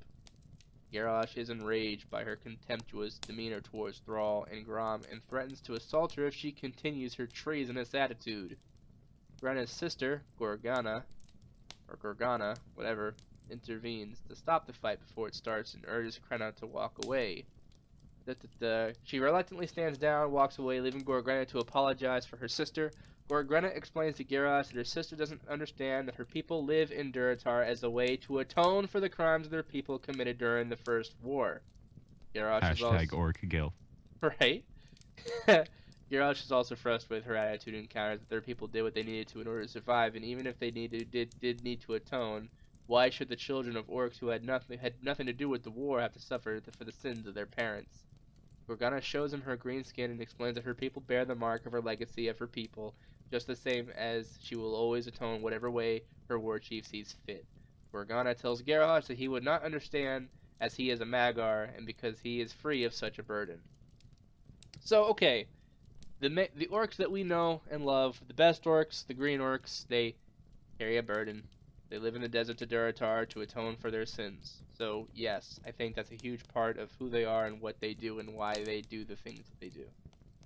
So for the Magyar to be free of that burden, is that a counterpoint to the Horde? Does it complement what the green orcs are? What do you guys think? I covered this a little bit earlier in saying that basically, I think you can see it in Garish's words there, a bit of the puritanical mindset of like, well, since I'm pure and I don't have this guilt, I can just move on from it and not take any lesson from it and, you know, do what I do, disregarding the consequences of the past. Mm-hmm. And I think that introduction of that idea into the Horde has, if not altogether, then it certainly, at least in part, changed its idea. And I personally believe is what led to the new Horde Alliance war in Cataclysm, was that very mindset of the Magyar, who came with Garrosh, kind of spreading that idea around, and the new generation of Green Orcs going like, hey, yeah, you're right. Like, I didn't massacre anyone in Elwood. Why do I have to pay for it? That makes sense. And here's another thing, though. Thrall has nothing to do with the First War. He was a child during the First War. He's also green. He's the one saying that they have to live like this. Maybe that's part of the, maybe that was what fomented it, so much of it. I don't know. But I think... Possible. I think no matter what, even though the Magyar don't have the mark of the blood curse on them, they still have to inherit a broken world.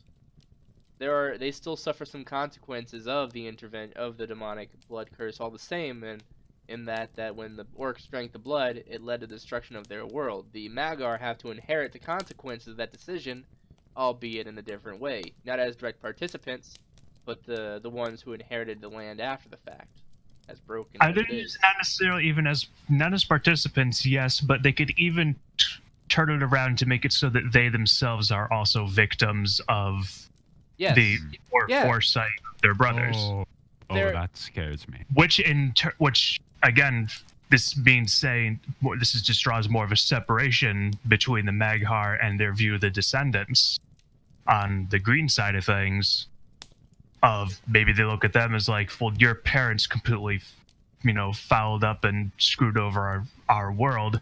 Therefore, shouldn't we be the ones to take charge and lead you down the pure orc path? Which, I mean, that's technically Garrosh's whole platform as war chief. Kind of what Garrosh did, yeah. True orcish way, true orcish prosperity. Let's reclaim something because our world got fucked.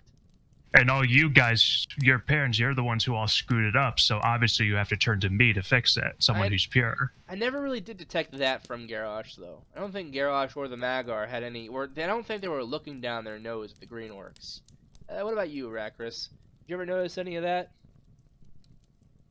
I'm sorry, I'm experiencing some lag here, so I kind of didn't hear what the question was. That's okay. Did you ever catch any dispersions from the Magyar onto the Green Orcs because they were the ones who were responsible for tearing their world apart and making it a mess?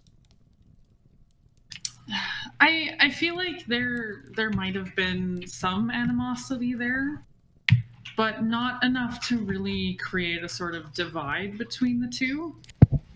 I mean, if that makes any sense, because they are of the same sort of people, and they, while one group might have really messed up the others, it's I don't know. I didn't feel like there was really a discourse between the two, if that makes sense. So, I have a very weak argument in favor of this, but I think it's significant just as much. What's that?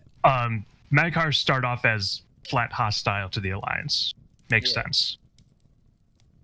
They start off as unfriendly to the Horde. Not neutral. They start off, your reputation with them is unfriendly. I think that's important. I think that's important.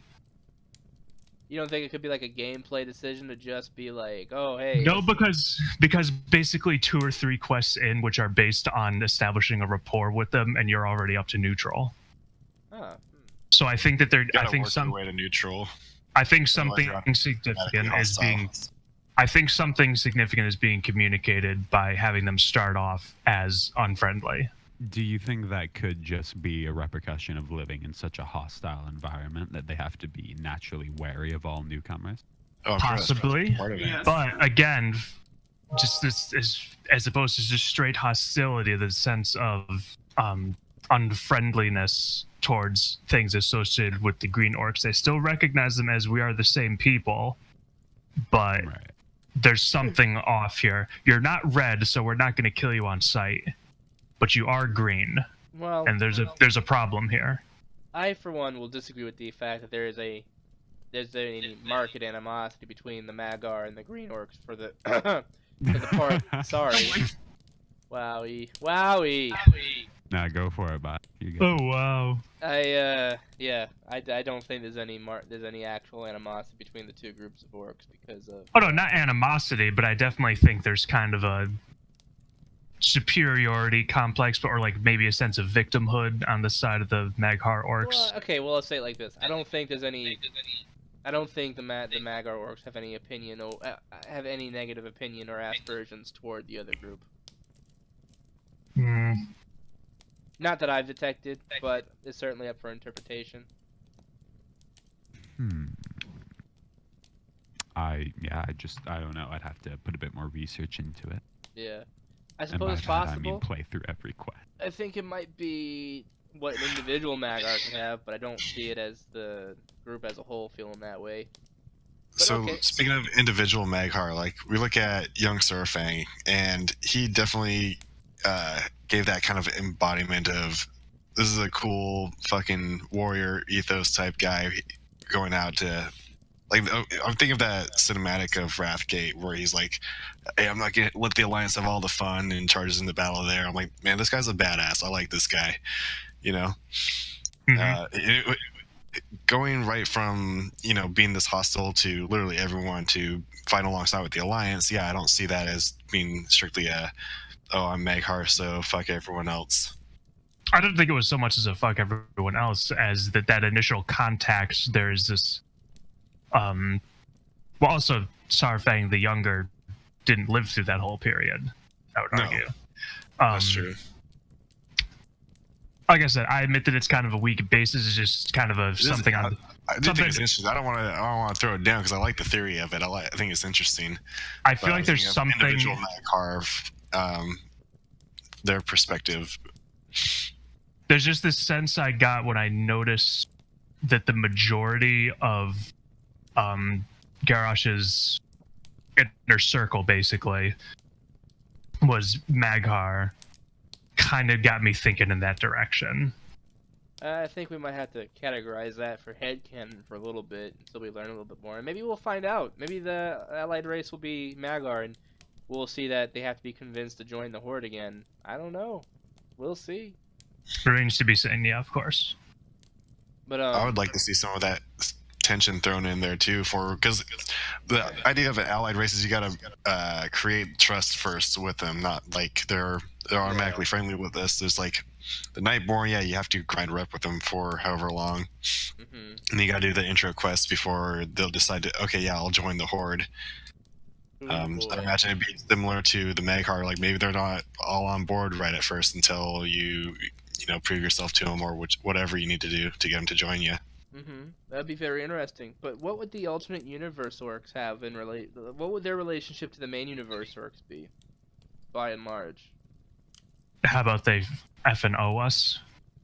Because we're calling it. We're calling in the Calling it in. favor. Well, I mean that's kind of fair though, because if the main universe orcs are supposedly living in Durotar to recompense for their sins and whatever, right? The alternate universe orcs, it would make sense for them to have this feeling of guilt for trying to invade Azeroth. They may feel like they do in fact owe us something. Okay.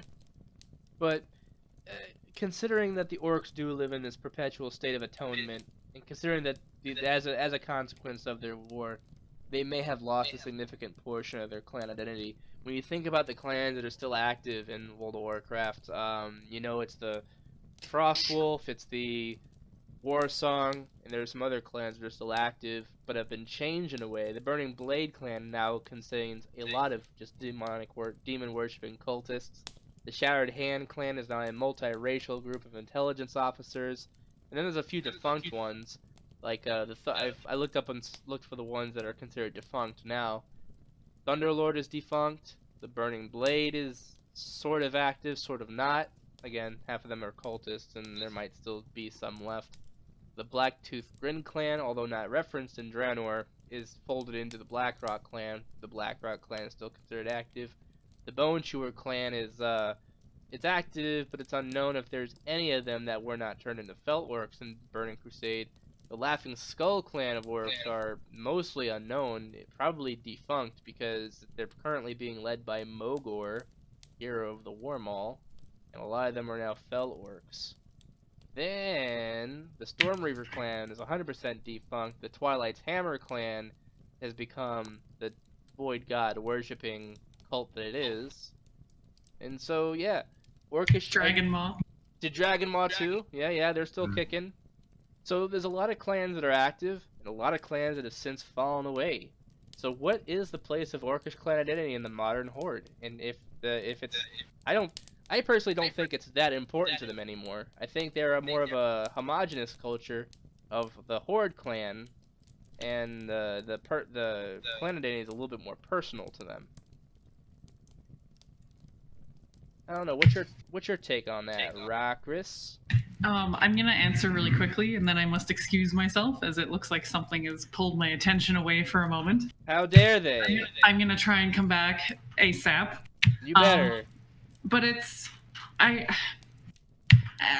guess it depends on which orc you're referring to. If the cultural identity of clans really makes a difference, because we see characters, you know, who are rather patriotic of their clan. Like if they're a war song, you know, they will still scream for the war song while charging in. True that. But it's really hard to pinpoint as to wherein that lays in regards to I'm cutting out, I'm sorry, 1 second.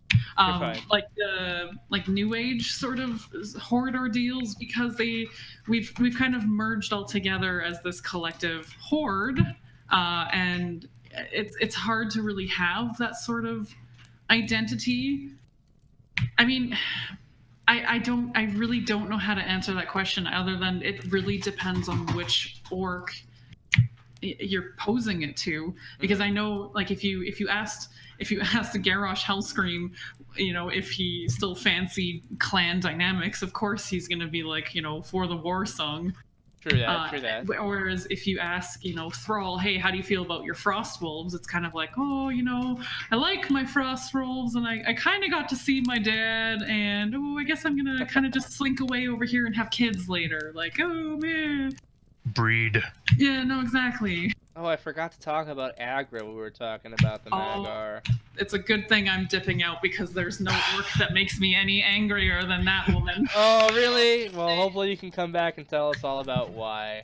I'm going to hurry. I apologize. Yeah, you're good. We'll probably be out while she's while. Gone. I think we had a mini conversation of that before. Yeah. Back onto this whole clan identity thing in the Horde. I think it's devolved less from a, you know, this is my clan, this is my tribe, to more so I'm cheering for this football team. So I think that's they'll fair. rally behind the name of the war song. They'll cheer for it in battle. At the end of the day, they're not going to go fight a Frostwolf just because they cheer for the same team.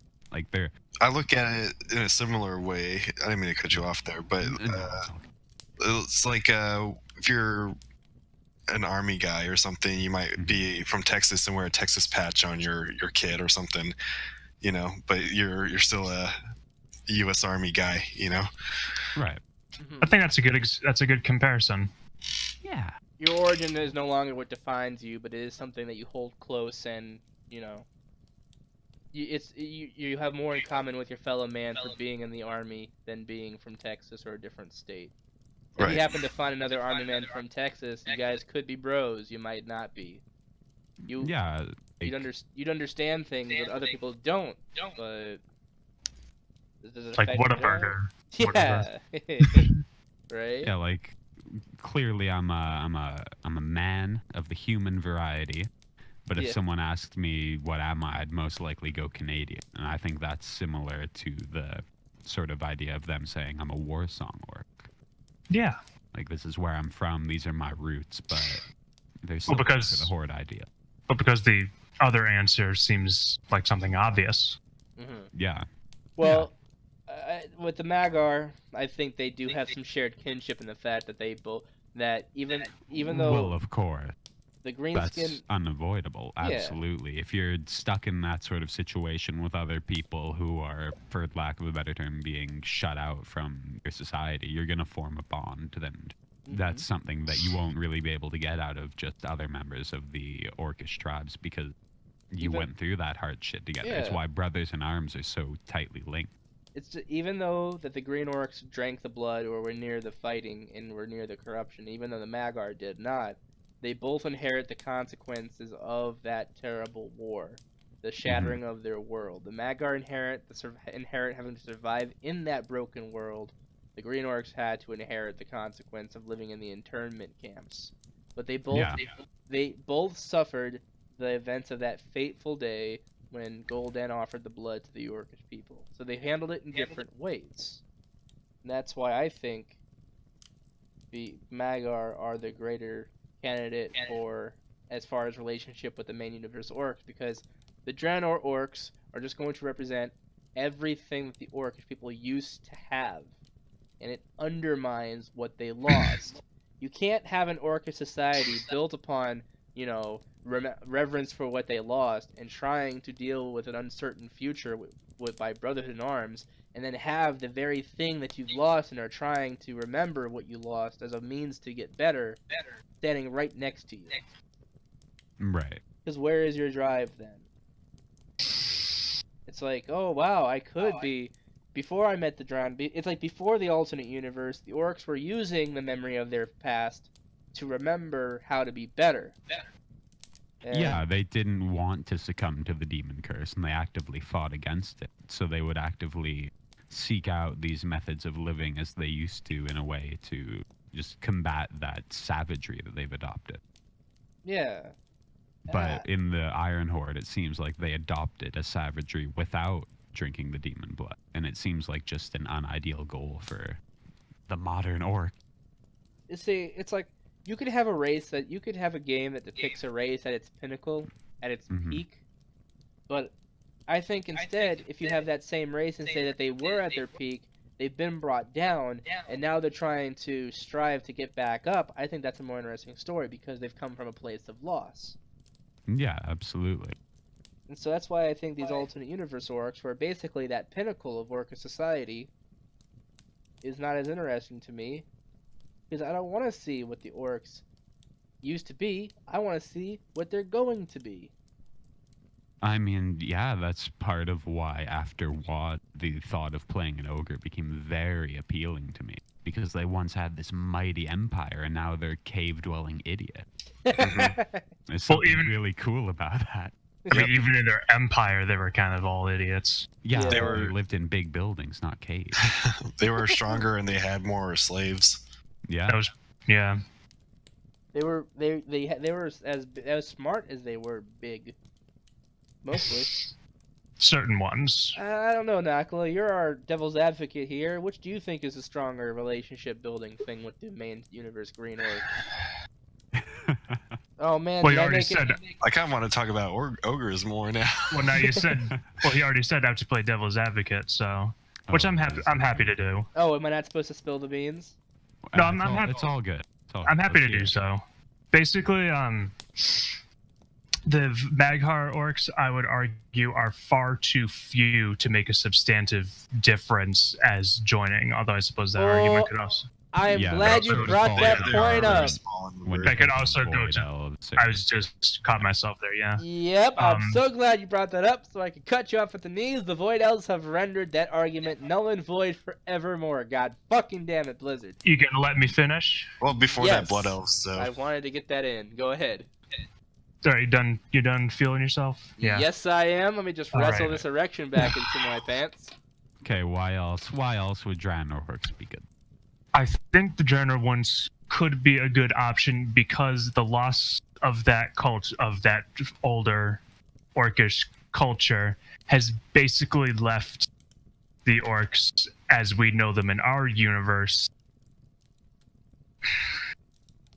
functionally, I don't want to say cultureless, but basically they're becoming like the states. They're a rogue army. They don't feel like a civilization. They feel like a rogue army. That's actually fair. They don't feel like a civilization is defined by the fact that they can rest for a little bit, right? They're not constantly fighting.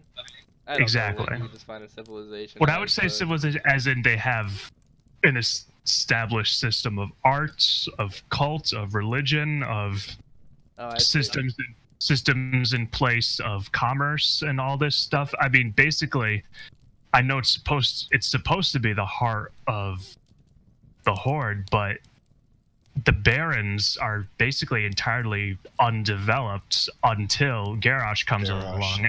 And then when he does it, it's like this huge, monstrous industrial war machine. And I'm like, strictly speaking, isn't that all that Orcish culture as it stands right now in the main universe is? Well, that's a very fair point. It's the dropped off dregs of being a horde, of being a literal horde of conquerors, like vandals coming over the hills to plunder the land, and now that they don't have that purpose anymore, so they just kind of have the leftover dregs of what that society was. They were culturally castrated by the Legion. There's nothing really for them to remember and go back to, so you're just going to have these warmongers with no sense of purpose. Very reminiscent of Australia. And as warmongers with no sense of purpose, where are they going to turn to have a sense of purpose? So you think they're going to be violent? So you think, and that's exactly what we see. You think the injection of Draenor culture from the alternate universe orcs would be beneficial to the main universe orcs because it would give them a sense of civilization again? I think it would give them a sense of civilization, and I also think that what the Draenor Orcs underwent is not entirely dissimilar to what happened to the others. The world wasn't gutted and ravaged and blown up in the same way, but I think I made the argument earlier, of course now this is going on like 2 hours ago, that Not quite, let me check. How long have we been going on? We're just at the 2 hour mark, but we were recording at about 18 minutes. We had already been recording for about 18 minutes beforehand. Yeah. But anyway, I made this point before whereas in our universe they succumbed to bloodlust out of the corruption, the demonic corruption. The Draenor Orcs succumbed to it out of ideology. Well, let's not forget, though, a lot of Draenor Orcs have since drank the blood anyway, but we won't be recruiting those, obviously. They wouldn't be open for it. You're right. And they got super fucked up. Yeah. They went way into it. And we wouldn't be recruiting those orcs. No, definitely not. And honestly, I have a very mean criticism of orcs as a species. Oh boy. Which could be appropriate or not, but basically in both scenarios, whether because it's Hellscream both times or whether it's just this is the nature of how orcs are, in both cases, all that happened was they were dangled a bit of power in front of their faces, and they could not wait to get their hands dirty. Ooh, lad. They could not wait to get their hands dirty. Yeah, you're not wrong at all. They just bit at it like a hungry fat kid. They were offered blood that would turn them into, the Incredible Hulk. Mm-hmm. Yeah, pretty much. Hellscream was first in line. He was shown designs of cannons and, Iron stars. All he was shown the designs of all that stuff and industry, and he didn't need to ask any more questions. He's like, basically his first reaction was, how do I get this? I've actually got something to inquire back on when you said a community is being a sort of culmination of some sort of art. Do the orcs have any sort of racial art to them other than red roofs and spikes? as they manifest in Azeroth, I don't think they do. Right, because the Mag'har, we saw they had some very tribalistic paintings on They the have levels some- there. They have some clay-looking huts and stuff like that, and obviously when you get into the Draenor Orcs, you see it a wide variety of different things. Right. Although some of it is definitely just like being hijacked by influence of being brought into the Iron Horde. But I would make the argument that the part of the Iron Horde that everything's kind of reflective of is the Blackrock influence, because they're by far the most numerous clan of everyone. For sure, You know, for sure. The mountain they live in is basically like a beehive of them. Yeah.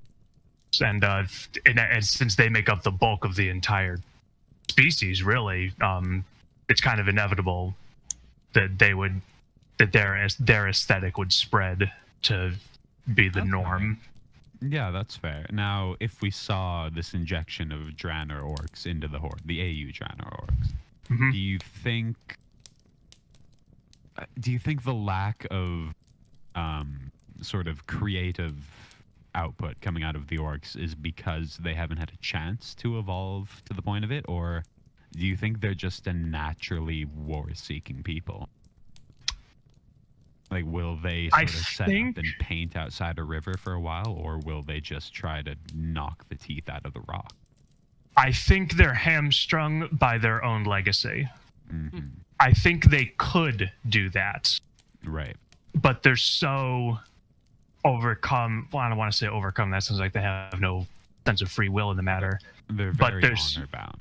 But they're so given to this warrior society that the idea of not contributing to it is, if not anathema, then at least very unappealing. I mean, we see farmers and stuff out there, but even they're considered like, oh, you know, they're building up the big kodos and meat for the army and all this kind of stuff. And all the people who are working on the city, it's like the Orgrimmar's a fortress, and all the workers are putting together the walls of the castle and shit. You know, I think seeing orc shaman culture just in general would beg to differ of that they do have this kind of deep-rooted, well, even just shamanism in general is kind of created in a lot of ways towards the art, where you have these kind of visionaries bringing about this kind of manifestations, where it would be shamans in like our world, you know, they have these visions, maybe create weird art, I guess, but then you have these actual painters there like half human, pulling things half out of the animal pulling things. things out of the ether and creating them in a way. So it's kind of an artistic culture having these shamans in general, maybe just in a little different way. I haven't seen a whole lot of their actual, you know, Okay. But paintings. even on a part of that, and I know what you're going at, I know what you're saying, that religious, for lack of a better term, instinct towards art and creation and kind of that interpretation of the world around you, seems to me the MU orcs have that basically entirely absent.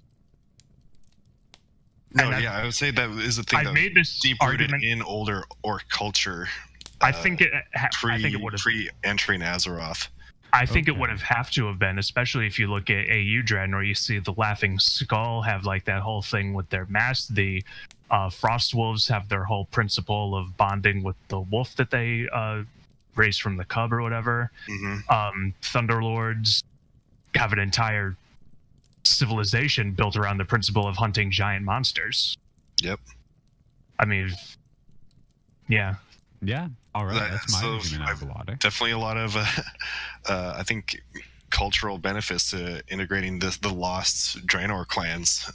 Yeah, So I think I understand what what- really confused me there was I got it bungled up in my mind of where, well, okay, they obviously have these shamanistic outfits for form over function, but I guess like a lot of art just comes out of getting some form and twisting it a bit. So yeah, Well, no, the moving principle of art, I mean, this could be debated, but as I understand, is first and foremost religious.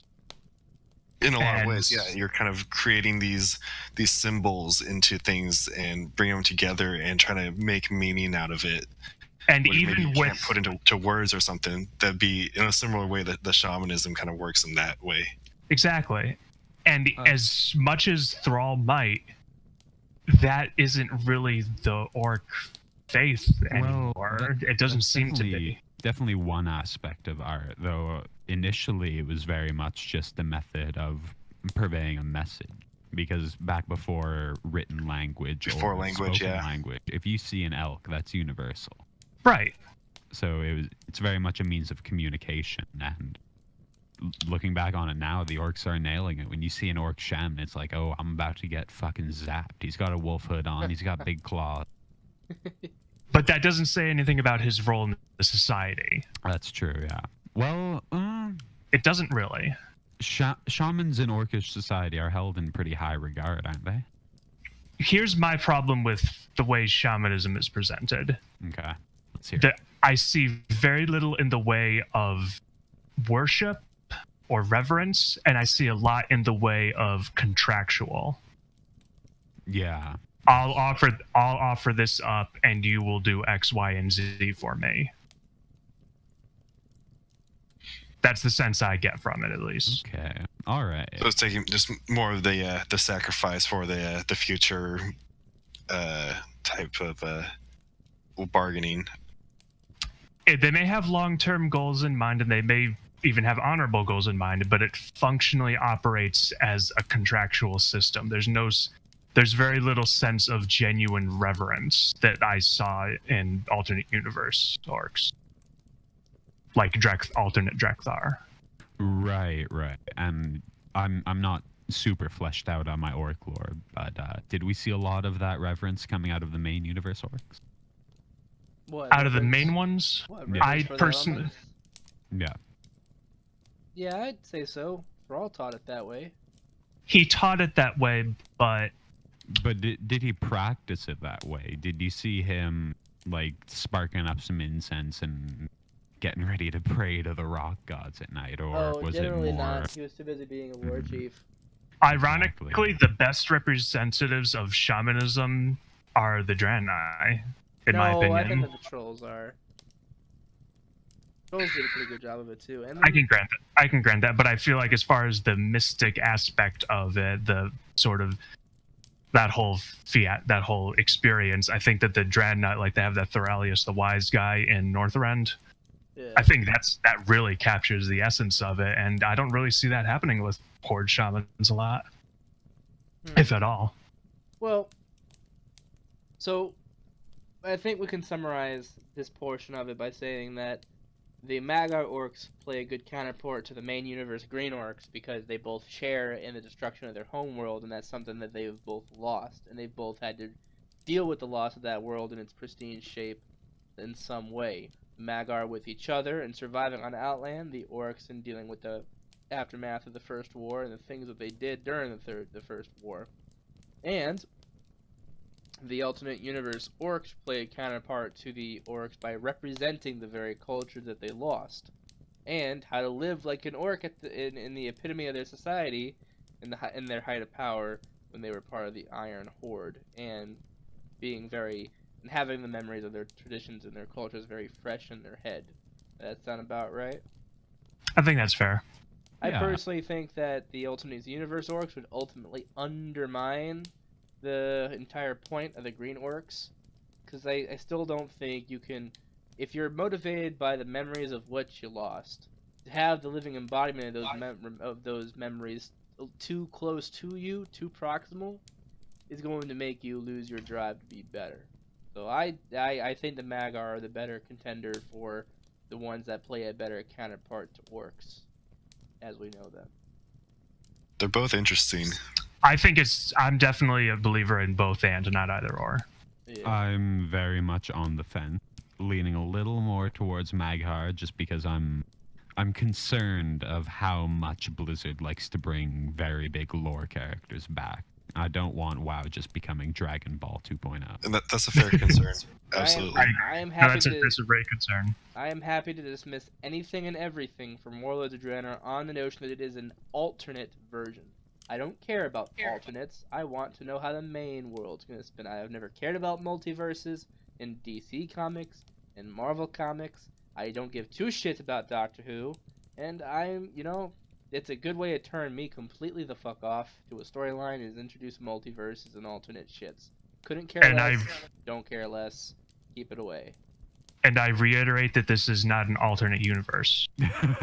No, it is an alternate universe. We're just not time traveling to it. It's its own self-contained reflection. No, it's a part of our timeline and universe. No, it's not. It's not part of our timeline. Otherwise, we wouldn't call it alternate timeline. Well, I mean, their timeline exists parallel to ours. What happens in our universe doesn't affect that one. What happens in that universe doesn't affect ours. It's not part of our main timeline at all. Yet the death of Archimonde is felt across both areas. Yeah, because we already have established that demons are multidimensional beings. And the two universes are connected now. Yeah. Yeah, and I reiterate, demons are interdimensional beings. They can go back and forth between them all. That's part of the reason why they're so infinite.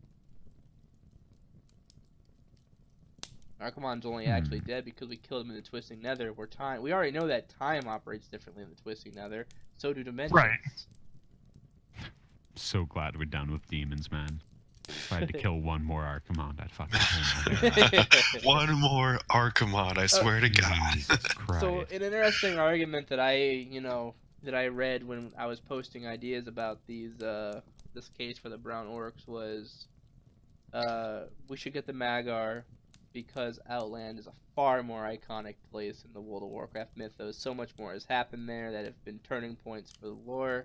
So, if we have to revisit one of these places, it should be Outland because it's already so saturated in Warcraft history. Well, Draenor isn't really. So I'll say right now, from a role player perspective, I say pick either or, give us lots of customization options. Yeah. Yes. For sure. Yes. I mean, as far as like lots of story shit going on, you definitely have Outland for that. Lots of very important story stuff, I should clarify. Because there's a lot of stuff in Draenor that happened that really didn't matter. But I do think that, like, if you talk to 14-year-old Wheegil, he's playing WoW. He played through all the Warcraft games.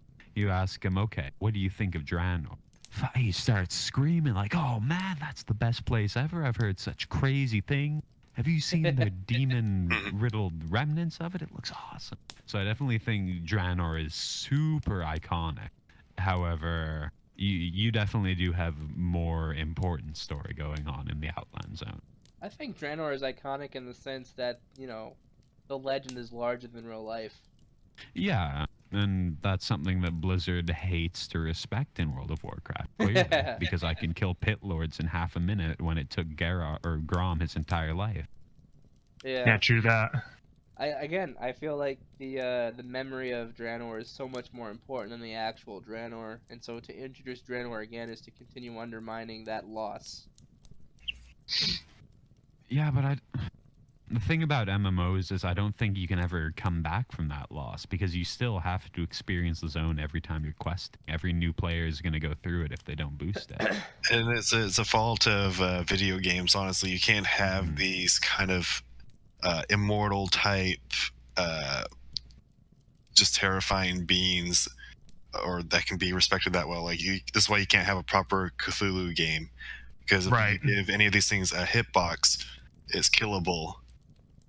And it's just another thing you kill for loot, Now, I do think Bloodborne nails it, but that's another issue. Bloodborne, okay. I heard Alien Isolation did a really good job with that, too. Like, you just cannot kill the alien in that game at all, so every encounter with it is like a near-death experience. Gets you on the edge of your seat. I have that. It is. I need to play it. It's a pretty great horror game. Do you ever get to kill them? But... Spoiler alert? Yeah, spoiler. You can use a flamethrower to scare it off, but that's literally the extent of it. Oh shit! So it's something. It doesn't kill it. Oh boy! Do you ever? You cannot. At any point in the game? Did you ever get to hurt it or kill it? Yeah. No. Oh shit! So. Woo! Well, see, that's a good point there. Horror games lose a lot of their horror when you're able to kill the scary thing. Well, right, because from that. That's why you see every horror game now. You're just passive little pansy boy. Yeah, it's like your weapon is, you hold up a flashlight for a couple seconds, or you got what was the other one? Fatal Frame, where you got a camera. Mm-hmm. Oh, that's Outlast does that too. Outlast, yeah. So that's a common horror type of mechanic. Just you don't get a gun. Not to say like Resident Evil didn't have its moments back in the day. No, for sure. But you tend to get just a more overbearing sense of this situation sucks right now when you can't take out the guys trying to kill you. Do sound like a broken record. I think that Bloodborne manages to appeal to that loss of power that is so important to horror, while still paradoxically maintaining that sense of empowerment unique to video games. Yeah, and it's very hard to describe. We're not going to get that in WoW because Blizzard can't make up their mind. They don't know which audience they want to cater to. They don't know if they want it. They don't know if casuals should get stuff or if they shouldn't. It wasn't a thing before. Like you don't go into raids unless somehow you knew someone who would sneak you in somehow. Yeah. It just wasn't a thing that everyone did. I mean, as great as Blizzard is, they're definitely a little schizophrenic when it comes to what they want from their games. Our team's great though. Oh, no one's. But I mean, like what they want. That's to the art team. What kind of game they want to make? Yeah. They're pretty schizophrenic about that. They can't decide what they really want. It's the sense I get. Yeah, I mean, hell, Warcraft 3 was used mostly for tower defense back in the day. Pretty much. All right, now we've talked about the alternate universe orcs potentially joining the Horde. What do you think about them sneaking onto the Alliance? Okay, hold on. I'm not ready to get to that yet. What do you mean? What more do we have? We got a bit yet. We're gonna like ooh boy. I say we do a 10-minute break first. A 10-minute break first? I say yeah, that's fair. I say go for it, but I'm not gonna do an intermission again. You guys go ahead and take 10. I'm just gonna sit here and linger.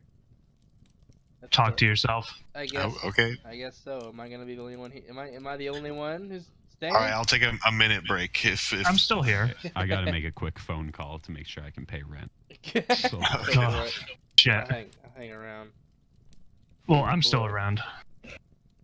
Ooh boy, ooh boy, ooh boy. So hold on. Explain to me again how Ultimate Draenor is part of the main timeline. What do you define as main timeline? So what I mean by that is, in the Warcraft cosmos, as what was done with the vision of time wasn't a parting of a veil so much as reifying the vision. Huh. Those are kind of big words and probably unnecessarily big words. But I think Vision of Time? The Vision of Time. It didn't open. I think the power of all this lies within the Dark Portal itself. I think the Vision of Time working with the Dark Portal, in a way, created this alternate Draenor. Huh. Ex nihilo, literally out of nothing. Really now? Basically out of like some kind of paradoxical necessity.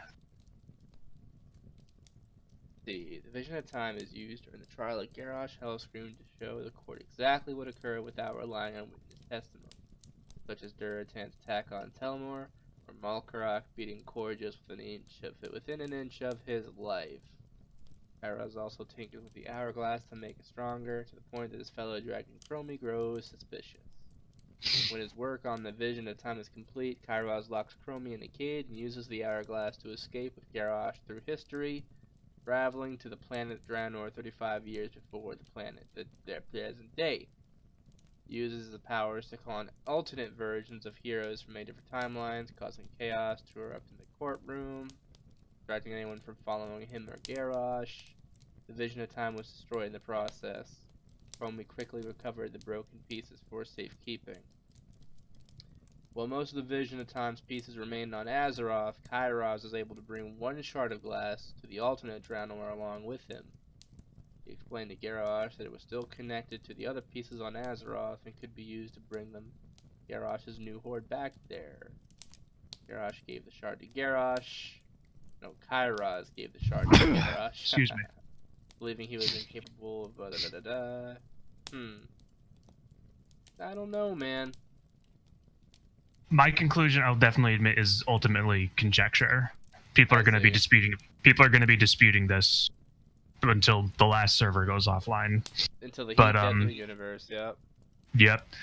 But I think that that's really the only scenario in which shit kind of makes sense. I mean, I'm not saying that the Dark Portal has this power to create worlds. I think that there is a nascent or potential infinity of worlds. And in using this vision of time with the Dark Portal, it was able to reify one of them. That's essentially already a theory of infinite universes that we have, right? I mean, it's not... If we can apply that to our own universe, it's not a far stretch to say that it could be applied to WoW also. Which is exactly what most people do, and it's what I disagree with. I see.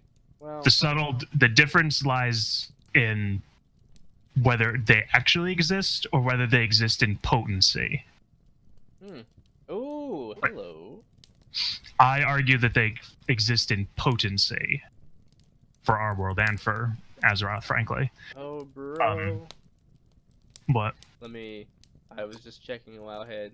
Battle for Azeroth class changes are now live on the alpha. Nice. So, let's see what the changes are. How's Arms doing? Let's take a look. Apparently our mastery is gonna get changed to not be about Colossus Smash, but to be tied into Rend. Oh. I don't know if I like that. Well, tied into bleed effects in general, not just Rend. Let me just scroll. I feel like it should be tied into Mortal Strike, if anything. I think that's what it is. I mean, okay. We lost Recklessness. The name has been changed from Battlecry. What the hell? I don't. Hold on. Arms. Oh, weapon damage is converted to attack power. Mastery, Deep Wounds. Deep Wounds damage is increased by 8%, dealing 46.8% of attack power as bleed damage over 3 seconds. Striking an enemy with Mortal Strike, Cleave, or Execute will inflict deep wounds. We get Overpower as a baseline, Sweeping Strike. I love Overpower. Ooh, for 10 seconds, your Rend, Skull Splitter, Overpower, Mortal Strike, Colossus Smash, Slam, and Execute hit one additional target. Yes! Dude, nice. It'll affect Rend. That's beautiful. I am so happy. Skull Splitter is a talent, too. Let's see. Actually, I'll put the screen share on. Who is hanging? Fucking Qualia. Let's see. Stuff of nightmares. I know, right? Welcome back, bro. How dare you? Yeah, I just thought I'd bring it up since we were alluding to this topic. Oh, yes, we are. God damn it, it makes me sick. Unless you just want to talk about your warrior talents. Well, when Wheegil gets back, we will cease warrior talents. Wait, hold on. Is this live? Is this live or is this? Wait a minute. Wait a minute. I think this is still the live. I don't want that. Shit. What in tarnation? Yeah, I don't want this. I want the new shit. Execute. Boost. Execute. Hamstring.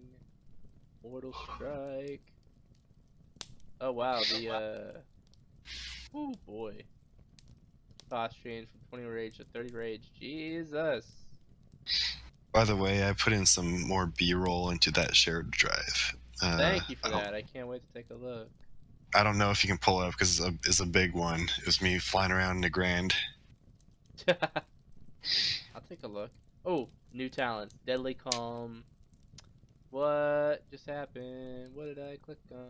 Go back. I wouldn't try to download it now since it's so big it might kill your internet. Yeah, I'm not gonna try it right now. I'll probably download it while I'm sleeping. These are very nice. I'm just looking at the thumbnails for now, but I like it. I'm gonna rename this so you know which one it is. What was it? Nagrand. Dope. I see an Orgrimmar. I see a Nagrand. I actually saw Osana when I was in there because I was filming, and then they were like standing in front of me. I was like, oh shit. I wasn't supposed to get spotted. Dude, journalists, you're not. First rule of journalism: you're not supposed to interfere. Right. would have said hi, but Unacceptable. Why does this WowPed page keep vomiting on itself? Alright, back. Hey, welcome back. Okay, Hey. There he is. where did we leave off in our discussion? You had something else to talk about before Alliance Orcs? Yep. Let's Anything. see. Is there? Anything before Okay, that. so which characters? So now we've discussed whether or not Outland or Draenor is the better place to go to. I say Outland.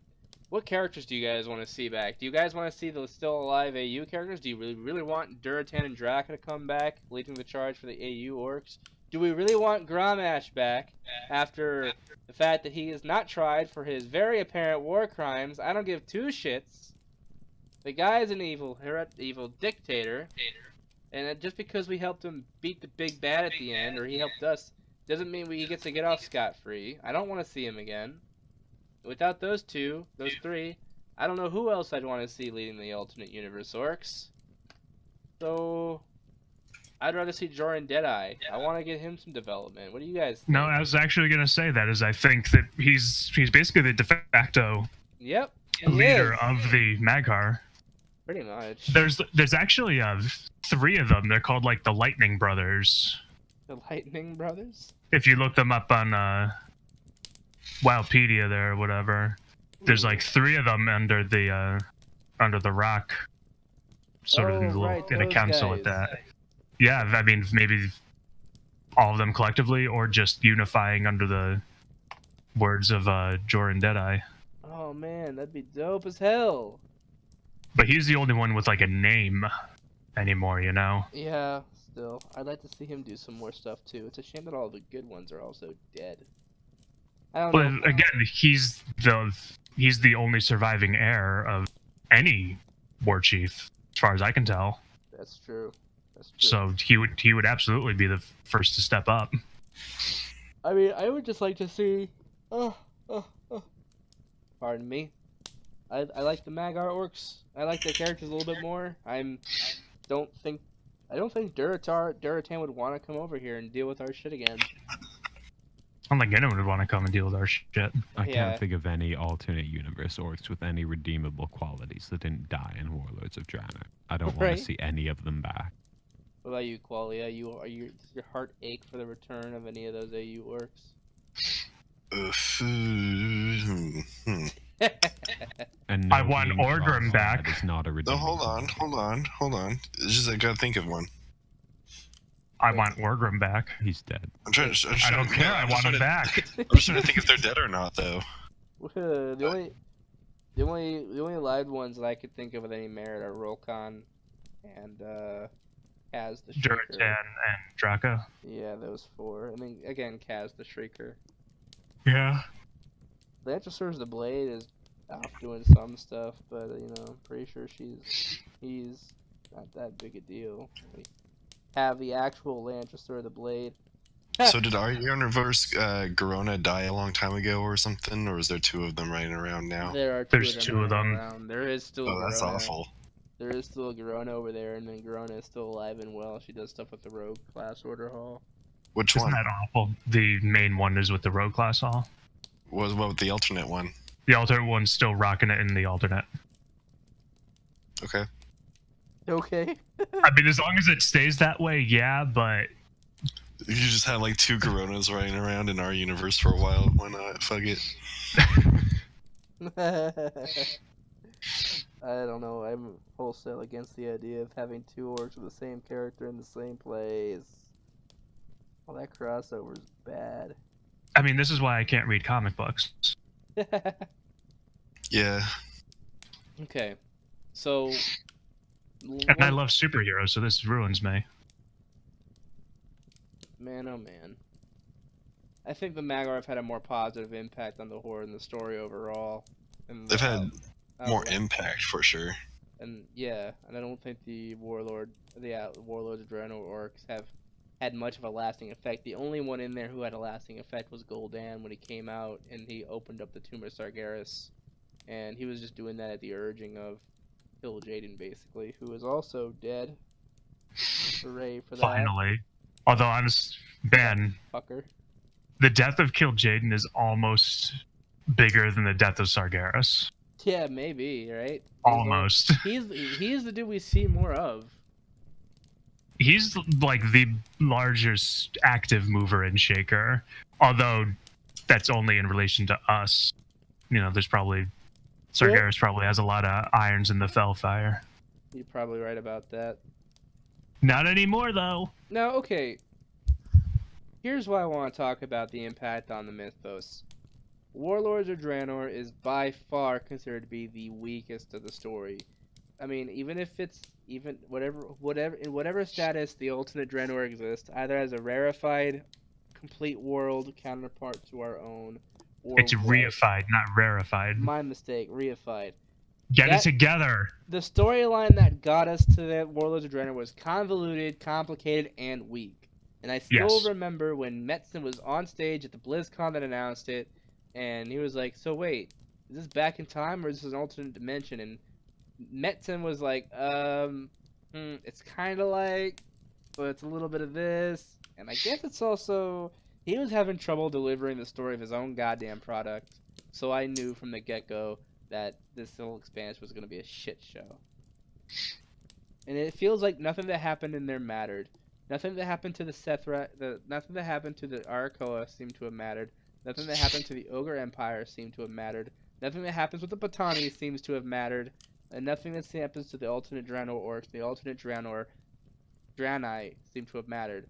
We had in the cutscene for the end of Legion, not the end of the Legion, end of Warlord of Draenor, you have Yrel saying, "If you ever need us, come back and find us," and we never do. Legion was supposed to be the threat that we went back and we gathered them up to the last hurrah for, and we never went there.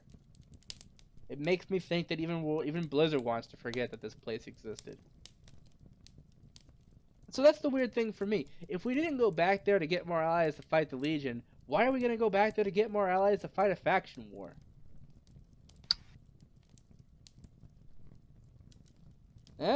Anyone? You know, now that I think about it, why the hell didn't... Oh, man. That was something I had a problem with. Now, you see, I'm open, for example, to seeing all that stuff eventually make its rise.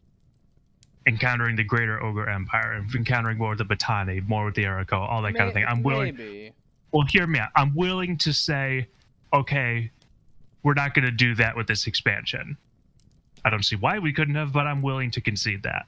What I don't get is how they weren't pulled in for the fight against the Legion on Azeroth. Yeah, exactly. I don't get why we never went back there either. It's the exact same thing Yrel said, "Hey."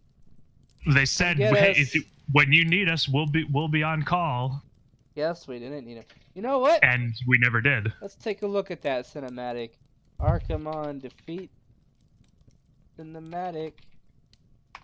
Okay, and yeah, you know what I'm about to drop? I'm about to drop that link to our little Boncast room. I know what it is. Yeah, boy. I wonder if this is going to be just a case of Blizzard adding a new feature. It's like, okay, allied races, but now wait, why weren't those guys there? And they're just gonna retcon, like, oh wait, no, guys, they were always there. They were. Look at the Hunter Hall. They're Wild Orcs there right now. If you check, come on. I will be so upset if they do that. Shit, that would be such an asshole. Yeah. Okay, all right. I think all of you are in the room. Maybe. Another Qualia here. showing a Nixium's thing on the bottom. Oh yeah, I haven't changed it yet. Oh, that was from last time. Floppy donk. Who is that? You had a good one on Archimon too. Yeah, he did. I'm not gonna play that one though. All right, which one of you is Floppy donk? Be me. Now, go ahead and click that InstaSync link whenever you want to get into Do I have to? No, you don't have to, but... Like I said, I've already seen this. It's going to be on the screen share. Go for it. Oh, come on. I feel it. Boom. Yeah. Do you want me to click play for you, Dayon? Yeah, go ahead and click play. For some reason, it's fucking stopping. Thank you. Oh no, look at that. Okay, Oh, that's no. a really cool portal opening animation. Yeah. I'm saying there was a lot of, for all we've been harping about, there was a lot of good stuff going on in Warlords here and there. There really was. Art team carry, I've been saying it. There we go. There goes Big Blue Just Boy. steps out of it and trips over.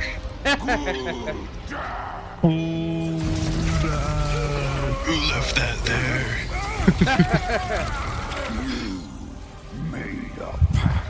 Dude, that voice acting. Troy Baker doing the voice of Gul'dan there. Talk about flexible. That's right. Does Oh, Booger look. DeWitt in Bioshock Infinite and then pulls out supervillain Gul'dan. Fucking Okay. jelly. God damn it, Urel, I hate you. I like Urel. He's Back off. great. Don't hate. Hater. She is the waifu. That's what we got. We got a waifu out of this expansion. Told ya. Draenor is free. Like someone shanking on the side while he's not looking. I would have loved it if Urel just like hauled off and just smashed his face in with the hammer. That would have been a great Just That like would've been a enough better of ending. this. Enough of It's this. right there. She just turns and looks and smashes him. Oh, look at him. You Look don't at think it's over. You don't think it's over. And the devil I'm gonna miss him. are not Oh, so George. Here's the line. easy. This is only beginning. He's gonna say it. If you ever need us, we will be here. Until we meet again. Comes back the next day, like, oh, by the way, Legion's Agreed, come man. on, Oh, hey. let's go. Do you think Khadgar poops in bird form? We are one. These are the real questions. He's a continent, so he probably doesn't have to worry We will about it. see Draenor rebuilt. Together. I mean, I would. Yeah, I don't. I just fly over stuff and poop on it, you know? He particularly does it to people he hates. This shit just makes me think that they could care less about our faction war. The question is, when he changes back to human, does it turn into a human poop? Yes. Although I don't think that he would be able to change, like, while Ooh, damn, I done fucked while, up. while things are in transit. I don't think he would be able to change. Nah. Had the Boncast footing. Had the Boncast splash page. We gotta watch it again. Oops. Oh, fuck. JK. Oh All no. right. She says the thing, Yeah. and Yeah. we don't go back there. So it begs the question: why would we go back there now? The answer is, oh, we need to replenish our orc forces since the defeat of Garrosh. It's like, And she's well, like, why would I help you with that? yeah, it's well. I mean, the orcs have apparently done fine since the fall of Garrosh. Hell, we didn't lose that many orcs to the shit. We've been fine. We've been Gucci. Which is something that strikes me well, because it I would was take surprised we didn't decades. grab to them before grabbing the freaking demon hunters. Yeah. We're like, oh, we got a whole army in another universe we could grab, but let's grab these demon hunters we don't like or trust. And I'm a very strong believer in that. Yeah, and as we established with the void elves, you know, any dozen of a population is apparently enough to make an army out of. Blech. I mean, I've already gave my statistics thing on like what the conflict between the Horde and Alliance basically amounts to. So Looking at death tolls in the trillions here. oh boy. So already we're kind of the whole narrative of, oh, we need to replenish our numbers. I'm like, we're well past that point. hold on, let me check my kill count. Oh, yeah. I think Wheegil alone hit 25,000 kills the other day. Oh yeah. Here's the deal. Everyone that I know agrees that the story of Warlords of Draenor is convoluted and a mess. The art stuff was good. It was a very pretty expansion. It was a very polished expansion. The animations were on point. The new models were great. The animated cinematics were awesome. But story-wise, it just failed on all cylinders. Especially because we had the breakneck development of, oh, I guess Gul'dan's gonna take over again. Oh man, the timeline is writing itself already. Who'd have thunk? I think Draenor was really able to turn things around when they came out with the selfie camera. The Twitter integration, absolutely. That's what changed it. Yeah, you're Yep. right. Dope. Now, an argument I see cropping up is, well, Warlords of Draenor happened. Blizzard just can't keep ignoring that it happened. Well, I mean, I don't think Blizzard is. I think we're ignoring Warlords of Draenor as much as we're ignoring Mists of Pandaria, as much as we're ignoring the Cataclysm. These are story elements that came and went, and they're not being revisited again because there's just not a reason to. They're referenced. Things happened out of them. They led to other things. but we've got very direct impacts from those stories, whereas with WoD we've got Gul'dan. That was pretty much that's pretty much the beginning and end of it, honestly. I would say, hey, Deathwing's Cataclysm didn't lead into the direct events of Mists of Pandaria. Yeah, Mists of well, No, but it led into the direct events of my favorite race in the game, you swine. That's fair enough. Out of here. Point that I'm making is that Yeah. the impact of Gul'dan is the entirety of Legion and why we have Legion Yeah. at all. So, as far as as far as expansions that had a direct impact on the expansion that came afterward, WoD had the pretty much the biggest one, if not Mists of Pandaria with the Garrosh shit going back and Well, forth and Kata. making it. I would say the Garrosh one's probably the largest. I don't think Kata. Maybe so. I don't think the Kata events I think Kata indirectly led to Mists of Pandaria. I don't think so. I kind of mixed them together in the same expansion because those are the two that I skipped. Oh, I see. Yeah. But it's with the Horde Alliance war was basically just was caused by the shortages brought out by the Cataclysm, but that war had to be put on hold as a result of Deathwing and the Twilight's Hammer. Right. And seeing it actually lived out was what happened in Mists of Pandaria. Yeah, but Mists of Pandaria was discovered by complete fucking accident. If we never found it, none of this would have happened. No, I know. If it wasn't like the Cataclysm brought down the Shroud, it was just, we could have not had the entire expansion if we just weren't sailing the seas that day. Perhaps the death of Deathwing did, or the removal of the powers of the aspects. Now that said, defeating the Lich King did not directly lead into the Cataclysm either. Defeating that definitely didn't. That definitely didn't. The events of Burning Crusade did not directly lead into Wrath of the Lich King. The Wrath of the Lich King happened just because the Lich King decided to wake up. He just decided the alarm basically clock... just happened to wake up, yeah. Yeah, pretty much. So, which I don't see what was wrong with that system of like these kind of coming out. I don't know, but now Blizzard wants all their story elements to be linked together, even though I don't know exactly what the link between Legion and BFA is. Because Blizzard's running out of big baddies to just wake up. Oh, wait. So make more. The link Look at how they created Goon. They're too Thunder lazy King to make was Warcraft great. 4. Thunder King was But we great. have figures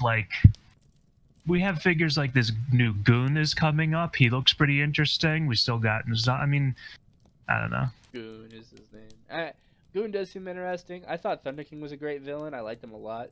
Thunder King is like my favorite villain. Was he? I never heard anything about him when he was relevant. Yeah. Get Chronicles. I have Chronicles. Do the quest. Did you read about Lei Shen? Well, yeah, but when I judge a great villain, I judge it by like the public perception, not me who's gonna go out and buy a $30 book. Well, he had the quests that revolved around his legacy were pretty dope. The whole getting resurrected by the Zandalari trolls was cool. There was this whole quest line that detailed his different weapons of war. Anyway, anywho, I like that he has he has an entire poem given to him. I think that's what makes a really great character. Yeah. I don't think there's any reason to go back and revisit Outland. Just like we're not going back to revisit the consequences of the Cataclysm, because those are done. We're not revisiting Northrend yet. We're not revisiting Outland yet. There's not a whole lot of need to revisit Warlords of Draenor, especially when it was the weakest part of the canon. And just because it happened and we need to acknowledge it does not mean we need to make it center stage again for anything. We could certainly acknowledge that it happened, that events in the expansion caused the events of other expansions. We could talk about the events of Warspear. We could talk about what we learned in Gorgrond. We can talk about all this stuff. But we don't have to Well- go back there and get into it again.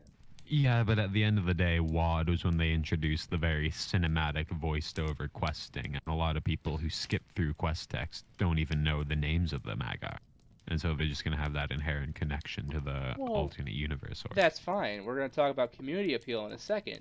But I'm still talking about as a story element, you know, we don't need to return to Warlords of Draenor because it doesn't really offer anything else. There's no reason to reintroduce more visitations to the wibbly-wobbly, timey-wimey bullshit version of WoW. And there's every reason to stick to the main universe of WoW. Well, I mean, as a story thing, just we don't really need to visit anything else except for our own continent. We spend no time on Azeroth anymore. What's Azeroth? Our greatest heroes Right. are always out fighting. Why aren't the centaurs running amok?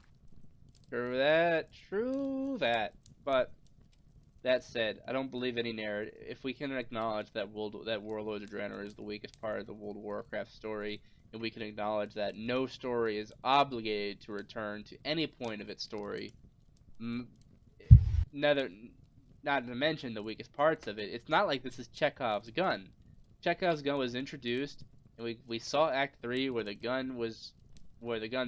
introduction of the gun's purpose was met and full. There's no need to return back. There's no threads that we need to tug at. No one actually cares about Farallon. No one actually cares about the Ogre Continent. Whoa. Well, all of this is to say Speak for yourself, dickhead. This- I love the Ogre Continent. obligatory has nothing to do with it. Chekhov's gun might have fired, but you can still keep it on the back burner as something to be able to do. It would be a whole new act, and I don't want it. Anyway, I think we would do much better revisiting Outland and Northrend beforehand, personally. there you go. I agree. I don't feel that That'd there's, be interesting. I don't feel there's But any having- time that we can. We don't have to retcon the Warlords of Draenor series. We don't have to, ignore it. We can reference it. We sure can. Like I said, we can reference it. We can recognize that being there had consequences, but we don't ever have to cross that portal and go back there. If you ask me, Yeah, is the portal still active after WoD? who knows? I think it was changed back to I hope the it's gone. As long as you still got your Garrison Hearthstone, man. Oh, let's just break it. well, it's Deleted. the only. My understanding is it's the only thing maintaining our link. I mean, to, I know, like, in-game it's still active, because I always have to fucking talk to what's-her-bitch to get back to the Outland portal, but... yeah, it's annoying. And canonically, is that portal still active? Are you still able to cross through it freely? It was as regards up until it was changed to red and the whole alternate universe thing. I can tell you But, one thing that the MMO suffers from gameplays and story-wise is we go on a freaking spaceship and fly across the universe to go to Argus, Yeah. and then Hearthstone back and forth when you want to use the auction house. Well, we don't fly all the way across the universe. Remember, it was brought here with the just- Stardrake Keystone. Right. Thank God for But that. still, you fly there on a freaking spaceship, which is pretty amazing, and then you just kind of go back and forth willy-nilly. Well, you're also a Death Knight being teleported by the powers of the light every couple of minutes. It's great. Yeah. That too. Keep it up. I don't know. Like if it was a single-player game, you would go out there and you deal with the Legion, and you wouldn't come back until you're done. Right.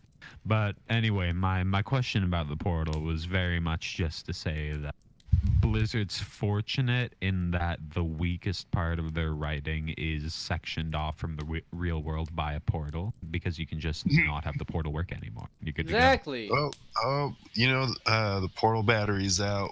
Yeah. Gotta Or take it like, to the oh, portal shop. buddy, The por- knocked a chip off the corner here. Not going to work for another 3 days at least. The portal itself actually is destroyed, though. I think that's important. At the other end of the link is Gonzo. Okay. Yeah. We may not. I mean, be able to go back. Uriel's and Dadgar's conversation was kind of like, yeah, we can just come back whenever. True. If Well, I we mean, the really whole need to, principle- we'll make a new portal, basically, I think is what it came down to. So maybe that portal was gone. But the only way to have that function would be to have another figure like Dan chained down underneath, remember? Hmm. No, it's Oh, true. right. That's true. That's true. It takes a lot to get us in there. To hold it open for that long. And then mages have to draw a lot of effort to teleport masses of people in there. I don't know. I would say... Gul'dan 3.0. Yeah, I'd have to say, perhaps it's not even accessible. I hope not. But let's talk about the community appeal and what the players think of these two groups, because, again, we're role players. We are heavily invested in the story, and as it's been mentioned several times, not everyone started playing in BC. Not everyone... Players want the Wad Orcs, hands down. I even follow a number of YouTubers who are very heavily focused on their lore videos, and they're excited about the Draenor Orc. They're dumb. Can we just talk about how dumb they are? No. I think there's a lot of... I think there's good value to having the Draenor Orcs over just the Mag'har. Why? I mean, the Mag'har are this Didn't I isolated I group. just made all these arguments, Dayon. I'm not repeating myself. Mhm. We did. We talked over the last couple hours, so Okay. Well, I think we're all in agreement that it's just dumb to have the Draenor Orcs. I think it's dumb to have the alternate universe orcs. I think you're dumb. Well, you know what? Okay. What more is it about the Draenor Orcs that have community appeal over the Mag'har Orcs? How about an aesthetic? They were Oh, recent. yeah? They looked good. What's the They aesthetic? had voice acting. Aesthetics is a big deal. They had a Oh, very tell me about- unified set of armors that you could go and fight for. Tell me about their aesthetics. Which ones you talking about? We'll see. How many different kinds of orcs did we see in WoD? You've got We We the saw the big new grey boys Thunderlord with armor. bladed We hands. saw the Warsong armor. We saw the Uh-huh. Blackrock armor and their fortresses. We saw Yeah. all the buildings and camps that they have established. Uh-huh. Yeah, and We people have their love that machinery. We Okay. have their I like that trains. stuff. We have an enormous variety of stuff going on there. And you think we Okay, have all, you think we bring I all think that of- back? Okay, imagine the really cool orc racial. We can pull out what are they called? The stars of. Oh, you think the orcs would have an Iron Star racial? Hell yes, That I'm it would be badass. See, I have to disagree on that. You don't want a freaking Riptire See- Junkrat ability. Well, with the data mined potential heritage armor, it does look like they're going back to the core orc fantasy look with Yeah. Alright. the red and white. So I Ooh. don't think we'll see a lot of Iron Okay. Horde tech. That's fine. That's But fine. Here's I kind the of like thing. that Iron Horde tech personally, but that's just me. I'm a Yeah. huge fan of the train. Custom- That was my favorite dungeon. It's all Plus the- garbage. You're all it's- wrong. Go on. No, the train Stop is sounding awesome. like Dayon. No, it's all The bad. I train hate is you. dope. I love all this. I love all that aesthetic. Like I said, art team carry. I just want to contain in its own world where it belongs. Now, Oh, you all disgusting. the thing that seemed to be king among the conversations I was having in the threads that I posed seems to be that people want the alternate universe orcs for the customization options. Well, That's yeah, we what- already went over this. They're Well, not here's mutually my- exclusive. I don't think that's a valid enough point because why couldn't you just apply those to the Mag'har or Yeah, Exactly we my got- point. We covered that in the beginning of the podcast. Well, we covered that in Right. the pre-recordings when we were just talking about it. I don't think we've actually touched on it yet. We talked Okay. about the technical limitations and why all the Mag'har appear brown, and it's because they didn't have a lot of skin tones for orcs back then. The only other one that they used was a slightly ashen green one for Blackrock orcs, but they were still definitely green. And they wanted to introduce these brown orcs as not green orcs, so they weren't using that ashen skin tone. And I believe at the time, Blizzard only had brown, green, and ashen green. And now we have white, black, brown, red, kinda grayish. Fucking orc Yeah. with rainbow here, man. And it's not because Blizzard wasn't able to go on the color picker and make a new skin tone, but more so that's all they needed to portray their story back then. You look at Durotar, Right. there's hardly anything there, and then you look at one of the Legion zones, and you can hardly find a spot to RP in. Yeah. It's just so crowded. hmm it's very busy, Yeah, which is a shame. personally can't stand it. I But I know a think lot that's of something people that love makes an MMO work for me. And I was talking to a friend about this, why he wasn't able to do the last two expansions is So not occupied spaces. wide open spaces, man. They Yeah, count for a lot. Just I'm just thinking back even in vanilla again, nostalgia goggles and all this, but just having to walk from Crossroads to Ratchet. Oh, It's a long that's a trek. trip, man. It's a long walk, but it's like It's very, very, very immersive. I'm gonna switch over to screen share real quick just to go through all the different colors that orcs have and which one Oh, would be get him exhibited. off the screen. Let me switch over to the desktop. Check Your that out. Jesus tone right there. Green skin, a lightly corrupted orc. Then you have the brown Okay. skin of an uncorrupted orc. Mm-hmm. The gray-green skin of a corrupted black orc. That's my favorite. Oops. The gray skin of a corrupted That's cool. of an uncorrupted. Well, he's also fucking Animu fire god now. Which is Whoa. awesome. That's pretty also dope. cool. He does Isn't look he really cool? I hate how Is he not cool? I can't wait. It's so cool. I hope they'll make him upright because his little collar doesn't look quite right when he's hunched over Oh like yeah, that. absolutely. They have Ooh, to make he'd him be look that much taller. I know. great. Now this guy is That'd be actually crazy. this is black skin, an uncorrupted. Pretty dope. Pretty black dope. rock. Yeah, boy. Why's he gotta be black though? What? Because he's darker than this gray skin, dude. All right, that's fair. This is a Dragon Maw guy. Oh, Hey. Dragon Maw have the best. Oh, he looks alright. Glowing yellow eyes. I don't know why. With They have the glowing pink yellow. ponytail. Yeah, he's rocking it. Yep. Yeah. Pale gray skin from the Shattered Hand. Yeah, and they got One the of my shoulder favorites. piercings. Shadow Great. Moon here. Grayish I like these brown. guys. Red. Chaos or Fel Orc. Red skin. Super chaos mutations. fell work. Yeah, boy. Yeah, here this is our Shattered Super Hand duper. boy. Well, this guy not specifically, but yep. Gray skin Another kind of and Fel. mutations. It looks then- good, man. Oh shit. These don't count. I don't think we're getting these. The Botani infested orc. These look so dope though. They look like the clickers in Last of Us. I love them. I want to They're see so sentient. much more with Botani. Yeah, they seem like they were a dope concept. Okay, sure, but make the forests more bearable to look at if we get more of them. Because I got so sick of those zones within half a day. Shit. I Yeah, got tired I of agree. getting I agree. stuck trying to get from one place to another.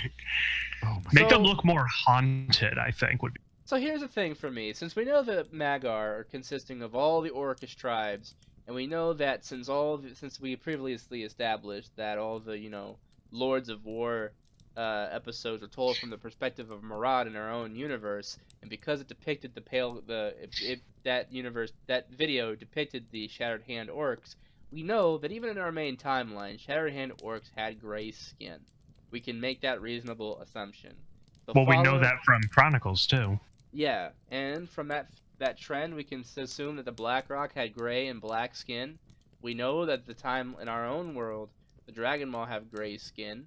What? Okay, if players are really so hung up on fucking customization, who is to say? I that the- am. You know what? That's fair. Customization wins. I know all of us want to revamp customization system for the base races. Since players Hell yeah. love them some goddamn customization, who is really to say that the customization of these different skin tones could not reasonably be applied to the Magar orcs?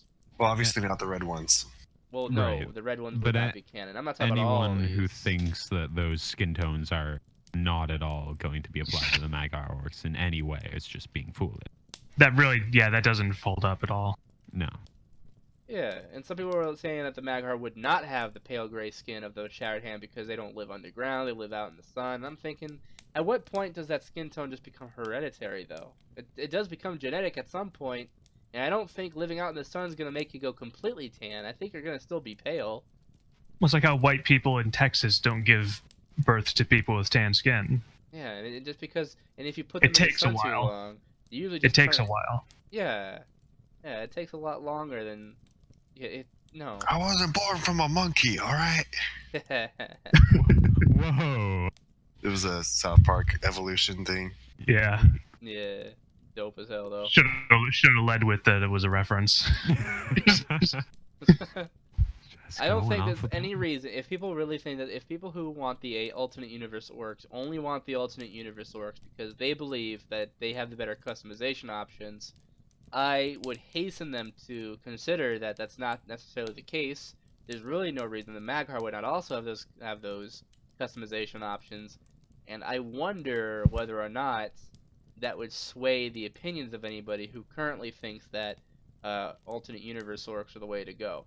I did take a poll on this. I'll show the results of the poll on the screen on the shared screen now.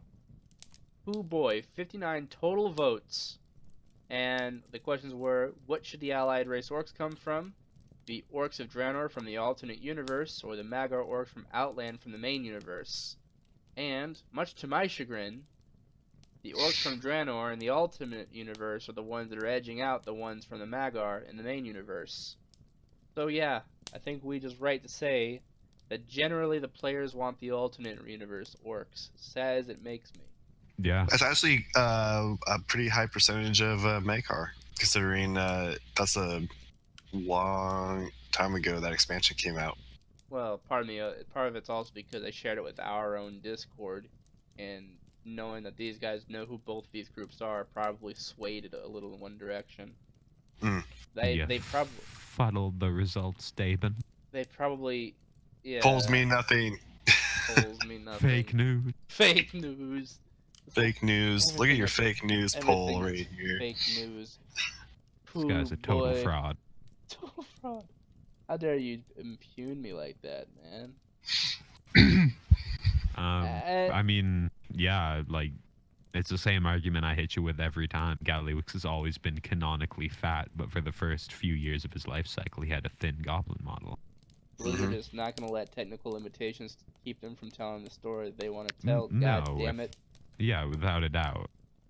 So I don't know. The fact that they looked all brown before, I think is going to be a misconception by the players who believe that that's all that is going to be offered. Now let's do the hard. The question is, what will Blizzard do though? What customization options will they actually give us? That's a good question. I'm going to answer. We look at Nightborn, and I'm not thrilled. Yeah, with the customization I got there. I think players are going to be a little hopeful that they're going to get things like, you know, the shoulder tattoos of the, you know how the orcs here have like those pierced shoulders, right? Mm-hmm. They're probably hoping love for that, by the way. It looks awesome. It does look dope. I don't think so brutal. Don't think it's gonna make it to the players though. Sorry to say. Probably not. Probably not. Think of all the different hairstyles. I mean, the fucking pale. The greasy shattered hand hairstyle. I don't think we're gonna see that. I don't. Orcs with long hair doesn't. Just What, you don't want to look like an MCR singer?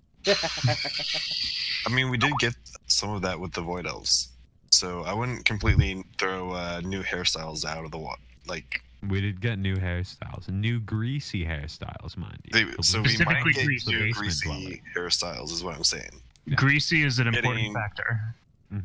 Getting a bunch of different faces, getting a bunch of different skin tones. I don't know if we'll get that. We'll getting probably a bunch of new tattoos. We might get some tattoos. Yeah, we'll get tattoos. You know what?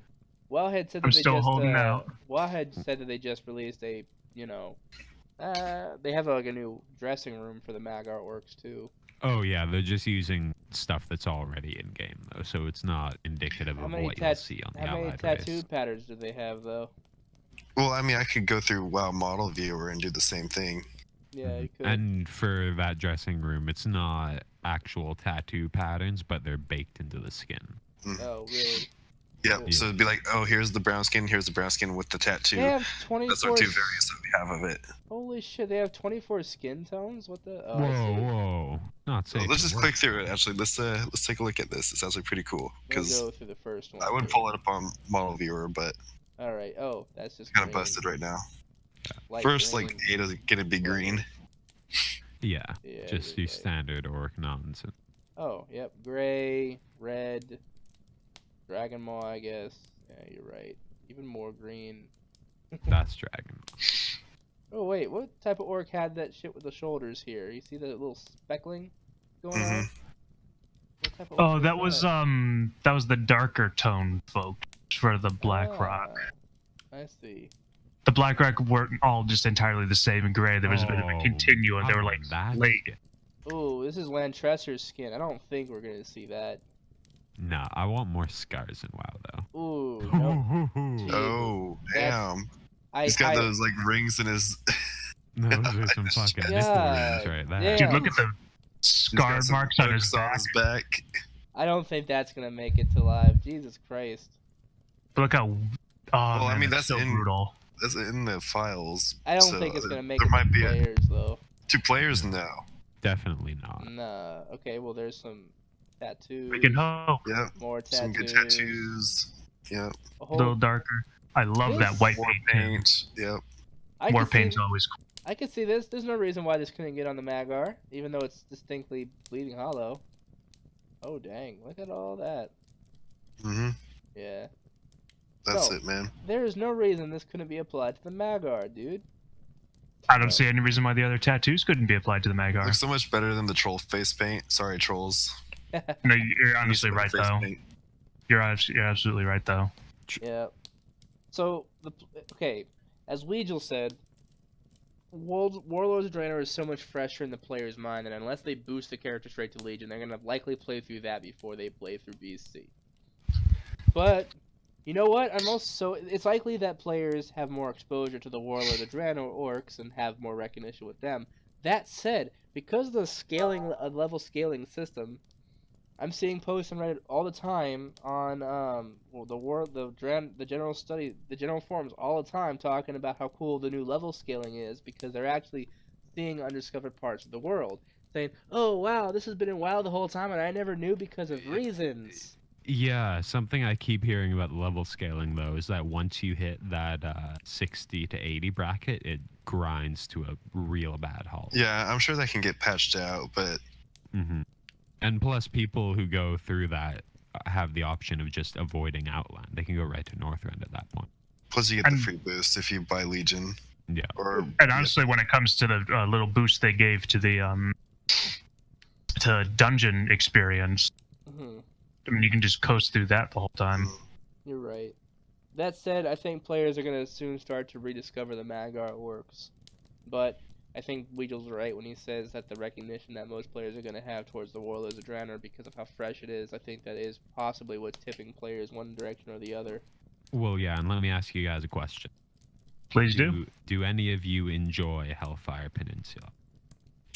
I have some good memories, and it was because it was PvP stuff. I have good and bad. Would you actively choose that over either of the Northrend starting zones? Because that's the only first step into Outland. Maybe over. No, I wouldn't. Yeah, it's going to be real tough for people to make their way in there if they're not already hell-bent on going through Outland.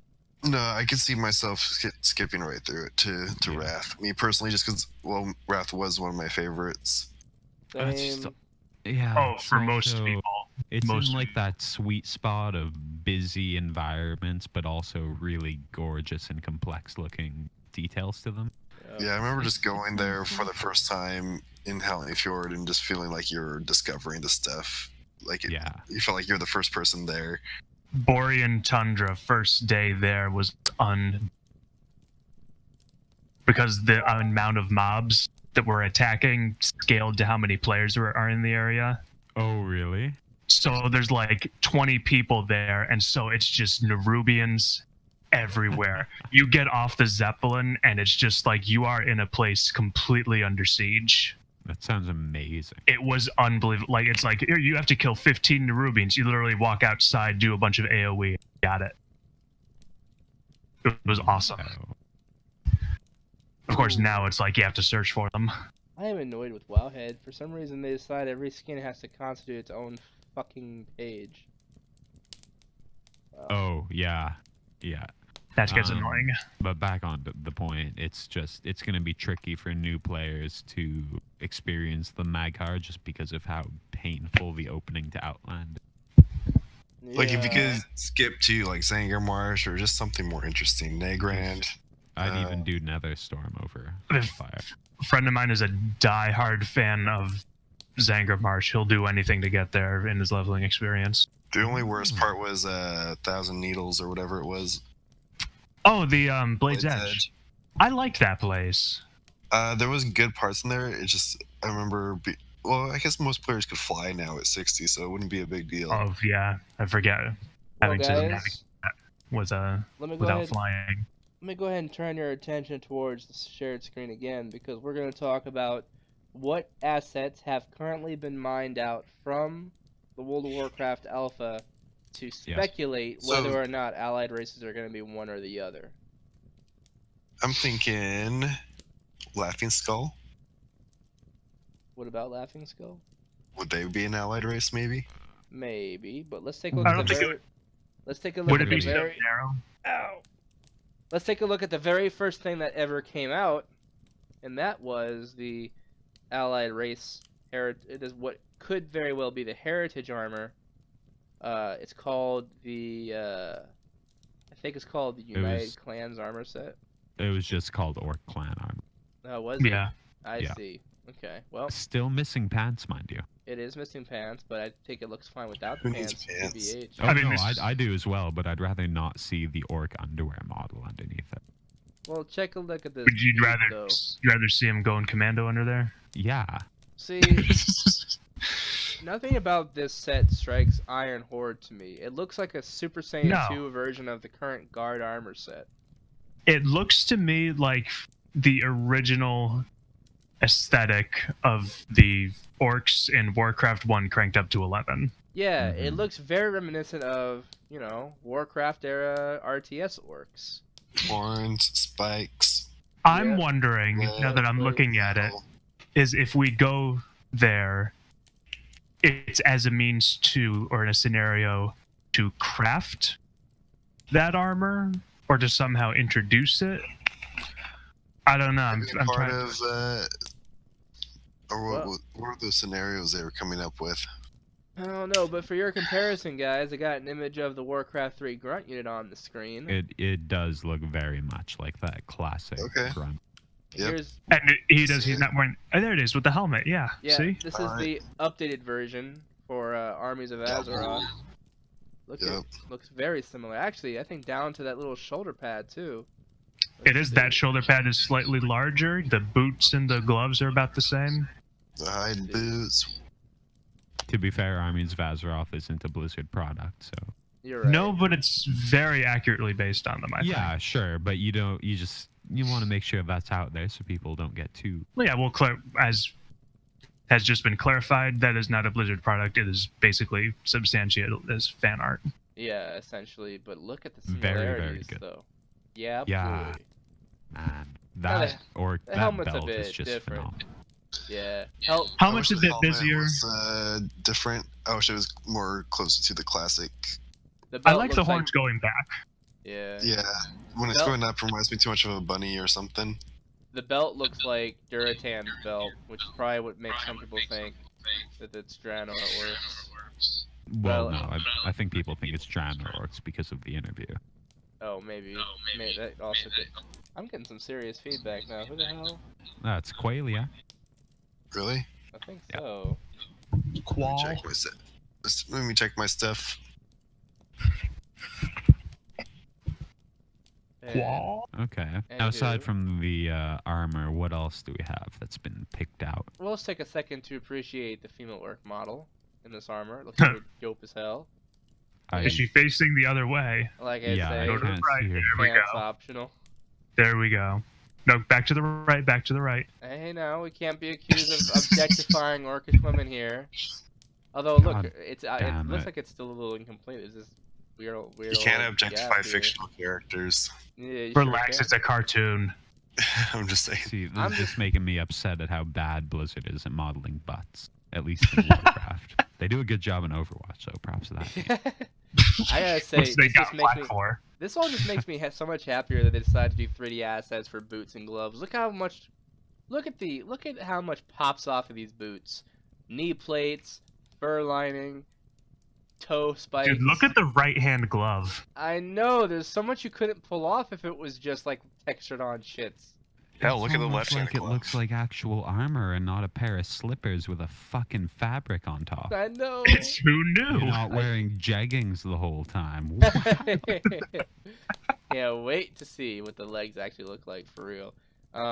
Okay, another asset, which this is That was what. exciting seeing those 3D geometric meshes on armor. Yeah, Like, I love seeing that now. I know. Yeah. The Now- new stuff. A couple people, more than one people, when this was leaked on MMO Champion, whispered me to say, "Haha, AU Draenor Orcs confirmed," because it's a Gorgon map. This is a new and updated map that came out in a Battle for Azeroth build.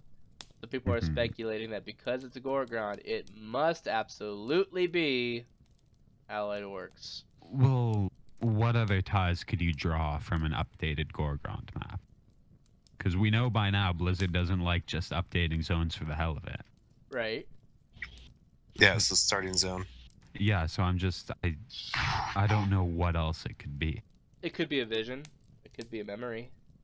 It could No. be a memory. That's very true, yeah. If you guys haven't already done the Lightforge scenario, you go into a special area that you never get access to again. I don't believe. No, I haven't. 'Cause So what's Lightforge sucks. updated about it?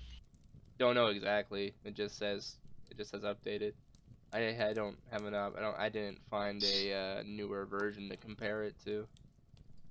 All right, so we look who's occupies. Gorgrond is Gorgrond. Blackrock territory. Isn't Laughing Skull there too? Yeah. Laughing Skull, Blackrock, I the think- Rangari have camps there, and it's a whole lot of Gron. So what if we get all of them? We get Gron. Well, not the Gron. Maybe they can have Gron little Now, mounts or something. I I don't know. think this little area here is Broken Horn Village. We used it for some RP spots before, but I don't know what was added. This is Thunderlord. This is Thunderlord Pass. Yep. This is where was Beastwatch? Where's Beastwatch situated in here? This messy shit. Beastwatch is probably. I think Beastwatch is situated around here. Yeah, that sounds about right. Yeah, that sounds about right. I don't know what's added. This is where. Fuck, dude. It doesn't even look like Blackrock Citadel. It doesn't Dayon, look check like. the link I just sent you. They've What got a says? GIF comparing the two, the current and that data mine Oh. version. Thank you very much for that, bro. Yeah, no problem. What? So you know, that's very promising because they look very different. No, if you're looking at this is a part. He says. Whoa. This is Oh, the man. northwestern You part guys- of Gorgrond it's looking at. You guys seeing this map though? People are saying this is very familiar to the Alpha Beta Gorgrond. Let's take a look at the Beta Gorgrond that saw a lot of changes before the final ship. And yeah, you can kind of see. It looks a lot more. Okay. It looks a lot more like the one before all the changes. Now, What? Ooh, theory time. Dayon, what's up? what if we're playing out getting exiled for the Red Paw? Oh man. Hey. Except Hey. that happened in Nigrand, my theory's blown. Alright, next up. Oh my goodness. Well, I'm also looking at this, and you look at how developed the harbor is in WAD, Mm-hmm. but then you look at it in BFA, and it looks like even the pit itself, everything is. I mean, there's no. So the Yeah. BFA The Black- one The looks like Blackrock it's Foundry isn't even there. Blackrock Foundry It isn't even looks- there. Well, you see, it was going to be built elsewhere. You see how the docks are up here, and there's this very distinct geometric shape? It was going to be over here, where that same shape is carved out. It could very well be that this new alpha map is a pre-Iron Horde map. It does look like it. And if it There's is- so Ooh. Well, buddy. here's something to think about though, because you notice almost all of the flora is gone. It is. in the Yeah. And I was looking background. at that and I was thinking, this flora is a lot of polygons adding that all in. So maybe it's because it's just a limited version of the map. It might be walled off in some areas. That so could, it was well, it something could like- because you do see that Like area the that fake looks like- Suramar city that they got going on. It's just a little section, but you can see the rest of the city. So it might be Mm. might be this little patch in the middle of the map and everything else you can't access. Okay. Well, let's see. Well- With more than that, the more I'm looking at it is Kairaz's big thing was all the conditions were similar enough but different enough that everything could kind of be manipulated in a way that he thought was predictable. Okay. This might be the real one for us, and I'm willing to put forward that there might be enough differences that it could even be some subtle geological differences between the two Draenors. Okay. This is possible. I don't know. Like, it, So Like what in would one that be? case, just Blade's a- Edge? or like an earthquake happens in the Warlords scenario that didn't happen in the our scenario. Well, I mean, in the Warlord scenario, there's that significant amount of Blackrock influence. We saw how even the goblins Yeah. alone were able to reshape Azara to look like the Horde symbol. Right. So it would make absolute sense for Gorgon to look very much different with a legion of iron-wielding orcs chunking at. I think Qualia's probably got the strongest bit here. If they're using this, they're not using the entirety of it. They're using a specific portion of it. But to Because you've what got that extent- undeveloped bit. Yeah, all this shit's there. There was a lot more railroads too, and less fauna, less flora. I mean, anyway, then the most recent data asset that was mined out isn't even on this page, even though Wowhead does have a very nice allied orc speculation right here, which has all the armor, the thing. It's very interesting comments. But they are in fact slacking on the most recent bit of information. Yeah. This guy says it better be Magar recruitment. I think I'd prefer the Magar, but if Gramadura's on, then at least it would make the expansion less useless as far as characters go. If it's indeed the Iron Horde we're recruiting, they simply must have an Iron Star racial ability. That's what I was saying. I think we found one of Qualia's aliases, if that's the case. I'd be cool with that, but weren't the Laughing Skull ash colored, not brown? Well, if Blizz goes this, it's only fair at least they bring in the fucking Urel if they're bringing in Grom. Like, I don't even care if we get Draenor, I just want Urel in the fucking game again. This dude's mad about his waifu. Ooh boy. I can see that. Oh, is there another reference there, Ouija boy? Oh, it was just that last bit of information that. Maghar Direwolf. Yeah, yep. Speaking of, Which, by the way, look at that thing. here it is. Gorgeous. Look at that thing. I've got it up on the screen now. Now, what's funny is Wheegil was gushing about how beautiful it looks, and then I said, yeah, but a lot of people are just not feeling the high back mount, on which he snored on some of his own I Canadian got on him. spit. I was like, "Oh fuck, bud! If they're gonna combat me on how good this wolf looks, I'm gonna drop him quicker than Uncle Ronnie on a night out." And then I was like, "Well, they're really concerned about the high back and clipping." And then it dawned on me, like, "Oh shit! You're giving the race with the biggest shoulder pads in the game a throne mount." Mm-hmm. I Now, can see the concern. the most interesting thing about this thing being called the Maghar Dire Wolf is that some people who are so hung up on the idea that because Papa Hazi said Draenor, he means specifically the alternate universe, otherwise he would have said Outland. Well, I don't really think But you can mince it wasn't words. always called Outland. That's true.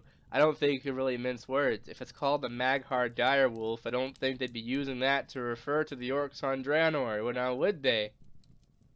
As we established earlier in this podcast, there's no way the orcs in Draenor are using the words Maghar as a cultural moniker like they are in the main timeline. It's true.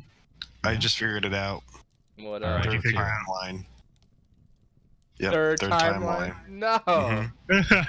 Maghar from Nah. alternate Draenor.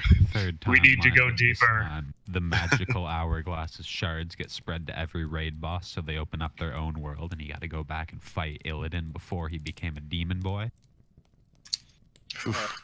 Every single raid boss now has their own expansion. Oh my God. god. What's I'd- called PTSD incoming. I want that Wolfie. It's the Maghar Trolls. orcs already being data mined. Meanwhile, we don't know Zandalari racials. I mean, So the Maghar now also have a clan AU Draenor, or are the original Maghar moved to Draenor because Outland is obviously the worst place to live, or is this an error? It's overloading some people. They don't seem to know. Huh. yeah. Well, man. I mean, Could be that the mountain name is a holdover from when they might have been considering Outland Maghar before they decided to roll with the Draenor Orcs instead. I think this person's got it ass backwards. yeah, I do as well. I think it's wishful fucking thinking. What if they never say which one it is? I will And they lose just gloss over it. my They're like, shit. it's these orcs from over here, this general area. you know, this place, Outland Draenor, you know. I mean, after They say it is one word, Outland Draenor. Mhm. after the comparison of maps there, I'm feeling very hopeful that it will be the non-time hoppy orc. Yay! That's all I gotta say. So I agree. Yeah. Yeah. Cool beans, boy. We. Let's see. Now, where are we at in this grand old conversation of ours? I think we're towards the end. Oh, okay. To close it off, there are two interesting theories that have been considered by the populace of WoW. One is the embassy leader theory, in which it is stated that every leader that you see in the embassies of the Horde and the Alliance are going to lead to the recruitment of an allied race. So I don't really care to get into all the Alliance ones, but the speculation is that Ettrig and High Overlord Sarfang are going to lead to the recruitment of an allied race for the Horde. So, if that's the case, who would be the one to bring in the... Pardon me. Shut up, Dan. If that were the case, would it be Ettrig or would it be Sarfang bringing in the allied Draenor Orcs? I wouldn't. Part of me wants to say Ettrig just because they haven't done enough with him in game yet. I really want to see him moving around. That'd Plus, be Sarfang has proven to already be rather busy this expansion. Yeah, that's right. Sarfang had Ettrig had a very cool episode in As the warrior companion. not just that, but I also been in the Blackrock. Burning Steps. Yeah. He does have an updated questline with his son Ariok, who That's really cool. has been bigified since his events on Draenor. And I want to see him again bigified. Yeah. All right. I want to see him having to walk through Orgrimmar streets as the Incredible Hulk. Before they finally kill off Ettrig, he deserves his own model. He's done enough for the Horde. I agree. I don't think he's getting one. I don't know how I feel about the theory of every person in the embassy recruiting an allied race, because look, this isn't spoilers because nothing's been confirmed, but I'm fairly certain Gallywix is dying next expansion. I don't think they're going to bring in someone from Gallywix and then let him stay after killing the Fatso. Probably not. You don't think Gallywix is recruiting Gilblins? I hope. Leave this call. If Gilblins get out, oh man, I can't make a threat big enough. Violence that is boiling within him. Yeah, it's. Can't you hear the emotion in my Critical voice? mass. Yeah. So I don't know. I think it could be either or. I hope it's Ettrig. I hope it's Sarfang. I hope it's one of the two. And I hope it's a Magar orc they're recruiting. Because fuck you. I hope they're on our faction. Yeah. How do you guys feel about recruiting leper gnomes into the Horde? 0 out of 10. Oh my god. Yeah, 0 out of 10. I'm tired Screw of... that. I'm kind of tired of the other races' animations getting on the opposite side. I'm real tired of faction floppers. Yeah, It's same. just. I mean, we already it have doesn't make a few sense leper in this world. gnomes It seems in like Undercity. in Azeroth, if You're- you flop factions, you're getting killed on the site. You're right. They technically already are part of the Horde. But I'm just...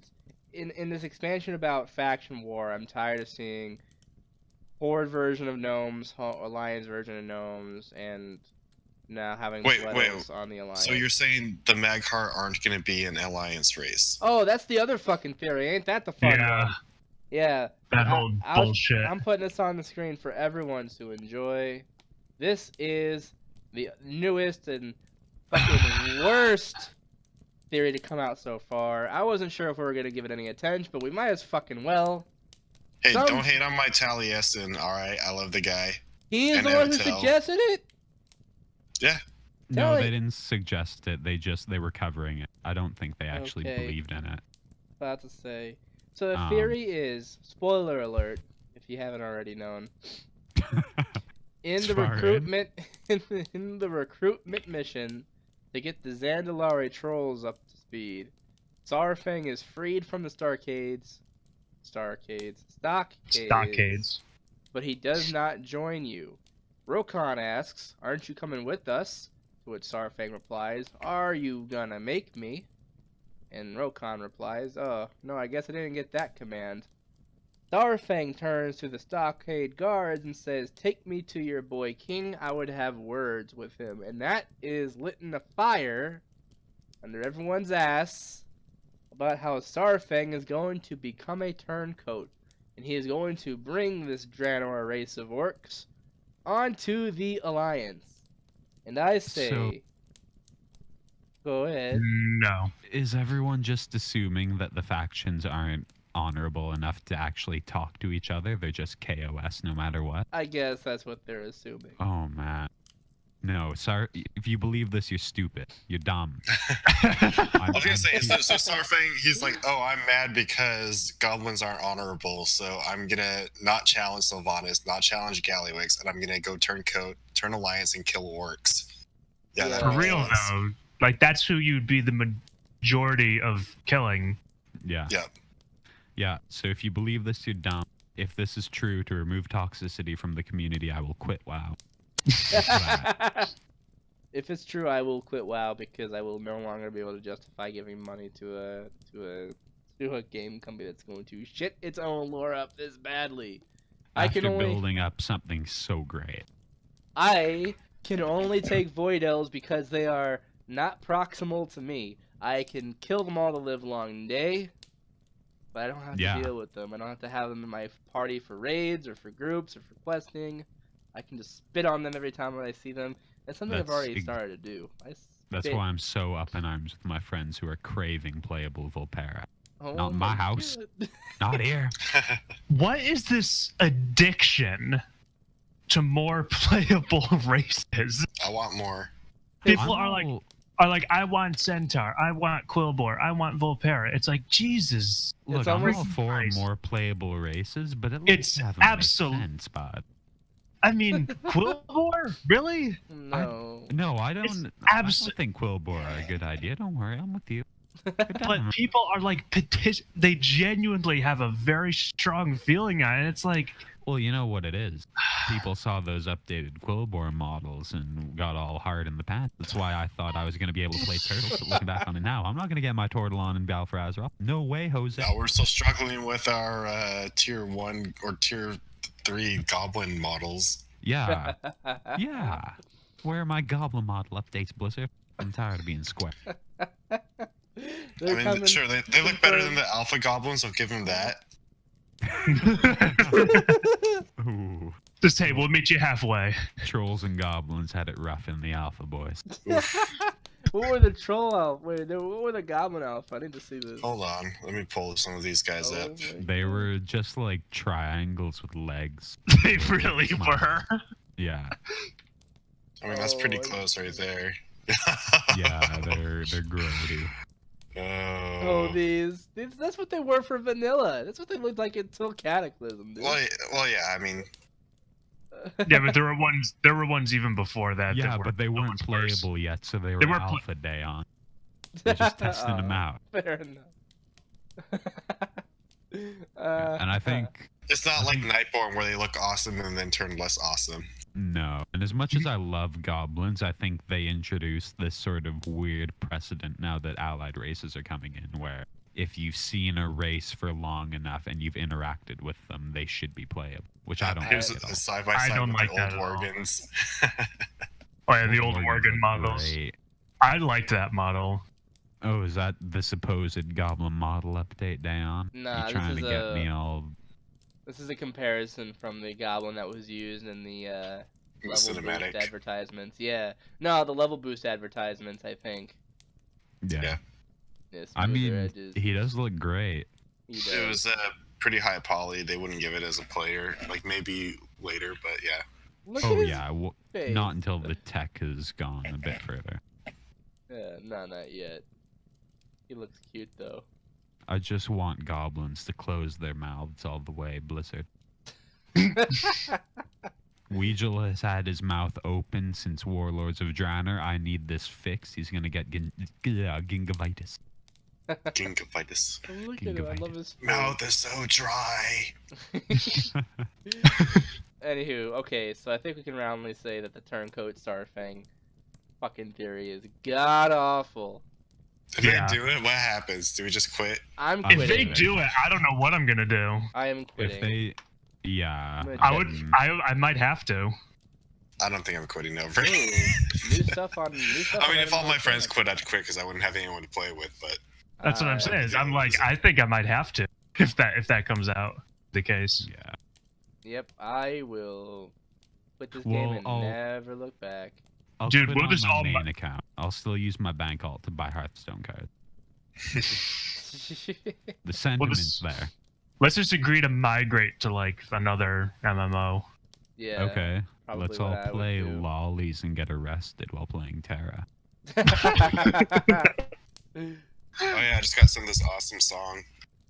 It's called like "Call Me Senpai" or something. Oh god, It's hilarious. Ooh, I think I've seen that. fucking weebs, man. War, the nation of Kulturas. Storming Stormwind. Oh. Ho ho ho. The Stormwind extraction scenario. Blah. Okay, boys, we've been at it for a couple hours now. I think it's time to pack it in. Do we have any final thoughts? After everything that we've gone over, everything we've discussed about the lore of these two different sets of orcs and their place in the canon, has anyone's mind been swayed? If you were on the fence, do you find yourself off one side? My opinion has not changed. I 100% think that it should be the Maghar. I 100% think that we should leave Warlords of Draenor in the trash bin and only ever reference it as in the same way that we would reference our awkward preteen years. Remembered painfully, but brought up as little as possible.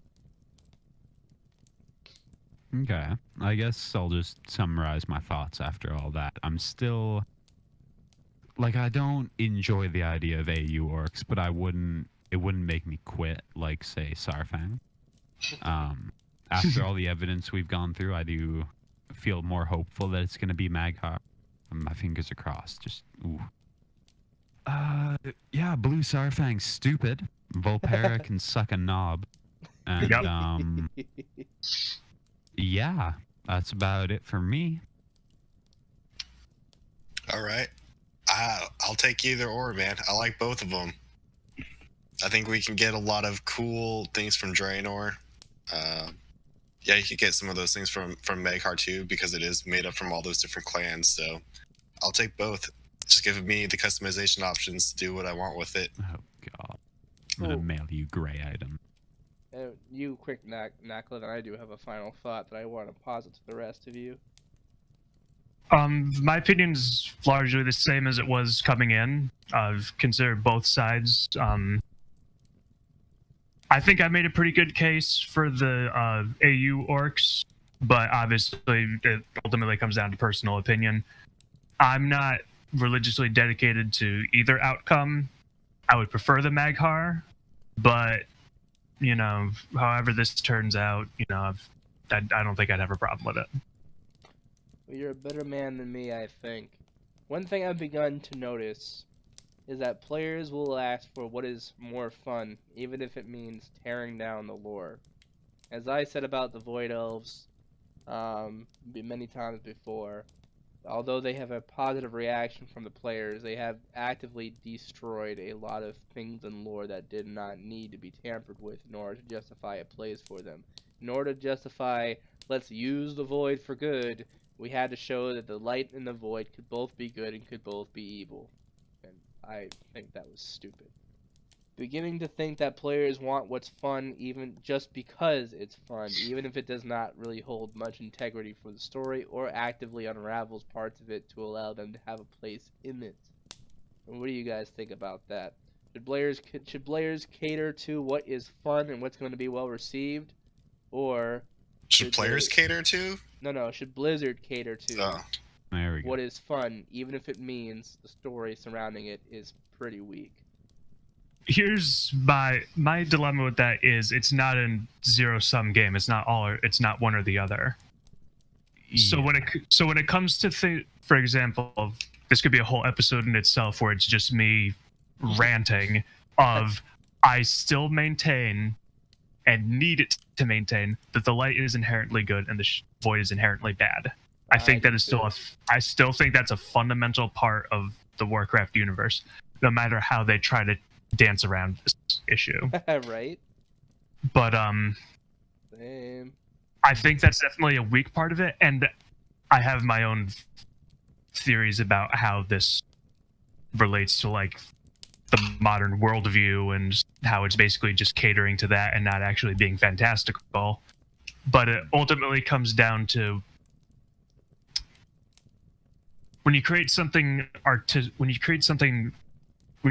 like a game. Because who are you when you're creating it?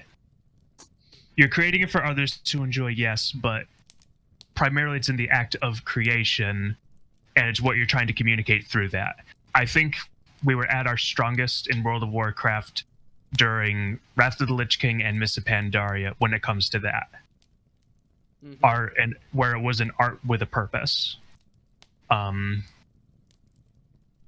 Not just the obvious allegory of the Shah, of like, our own evils and sins and impulses coming back to literally murder us, but even legendary things like the Thunder King, or the escalation of violence within the Horde leading to a civil war, or with in the Lich King, the whole drama of everyone involved in it. Saurfang wanting to free his son from slavery to the Lich King, Jaina meeting with her old lover, trying to see if there's anything left of him, Paladins trying to end this thing once and for all, Sylvanas trying to get revenge. It was just this whirlwind of dramas. And man, I don't see a lot of, I think that can very easily be sacrificed on the altar of quote unquote fun. That's what I'm starting to feel too, especially with Void Elf players. I've noticed a lot of them are saying, yeah, the lore is kind of fucky, yeah, the lore doesn't really make a lot of sense, but at least the hairstyles are cute and they look cool. Me, I'm taking a stand against the things that I feel are chipping away the story by not engaging with them and not actively playing as them. I'm not gonna get the Argushian Wake exalted because I don't want to validate Blizzard's decision to add these guys to the game. And I know I'm in the minority, but I want to vote with my habits and vote with my money if necessary. Yeah. I would prefer Blizzard introduces things that worked within the lore well and were awesome. And if Blizzard has to destroy the lore in order to placate a ravenous fan base, then Blizzard's going to find itself in one hell of a catch-22. I think they're very fortunate the Void Elves caught on the way that they did. I think it actually has nothing to do with the fact that they're Void Elves. I think it has everything to do with the fact that they are Blood Elves on the Alliance. That's it. Oh, without a doubt. I agree with that. The go-to pretty race, because they look human, but they aren't gross like human. They could have easily been High Elves. And they're pretty gross. I don't know. Well, no, yeah, but I mean... but they're like the dark, gothic, sexy kind of gross, I guess. Yeah, they're like fucking Twilight. The dirty fucking skids. They got the purple herp. I think Blizzard's actively trying to be better about it, as they did. They brought in one of their novel writers to work on the writing team, and they've, aside from the Void Elves and Lightforge, they've been pretty good about it. Well, I think so. Artifact weapons were rough, but I don't feel like that destroyed the lore for me. It just made the leveling kind of weird on an RP server. I think Void Elves actively have destroyed the lore. Some friends of mine have been asking, what have they done to destroy the lore? And I explained, well, they kind of necessitated the deconstruction of the lore. Anyway, we're not talking about Void Elves. We're talking about orcs. Or an order of ordery orcs. Blah, blah, blah. Yeah, and I think I imagine Blizzard is going to do their best to not hurt the lore in their pursuit of fun, but I imagine if they have to make a decision, they will value fun over story just because of how the player base is lined up. And really, to be entirely honest, most games that have been outrageously successful, it's been entirely on the fun of their gameplay. I mean, what is the artistic depth and nuance to, like, Mario? You know? Yeah. Probably the most iconic game of all time, one of the most fun games of all time.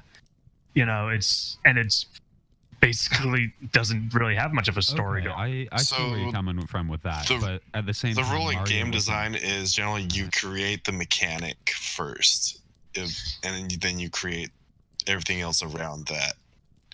And that's the key to good game design. So that's something that Nintendo excels in. They create this new mechanic and this new way of playing that's kind of fun and weird.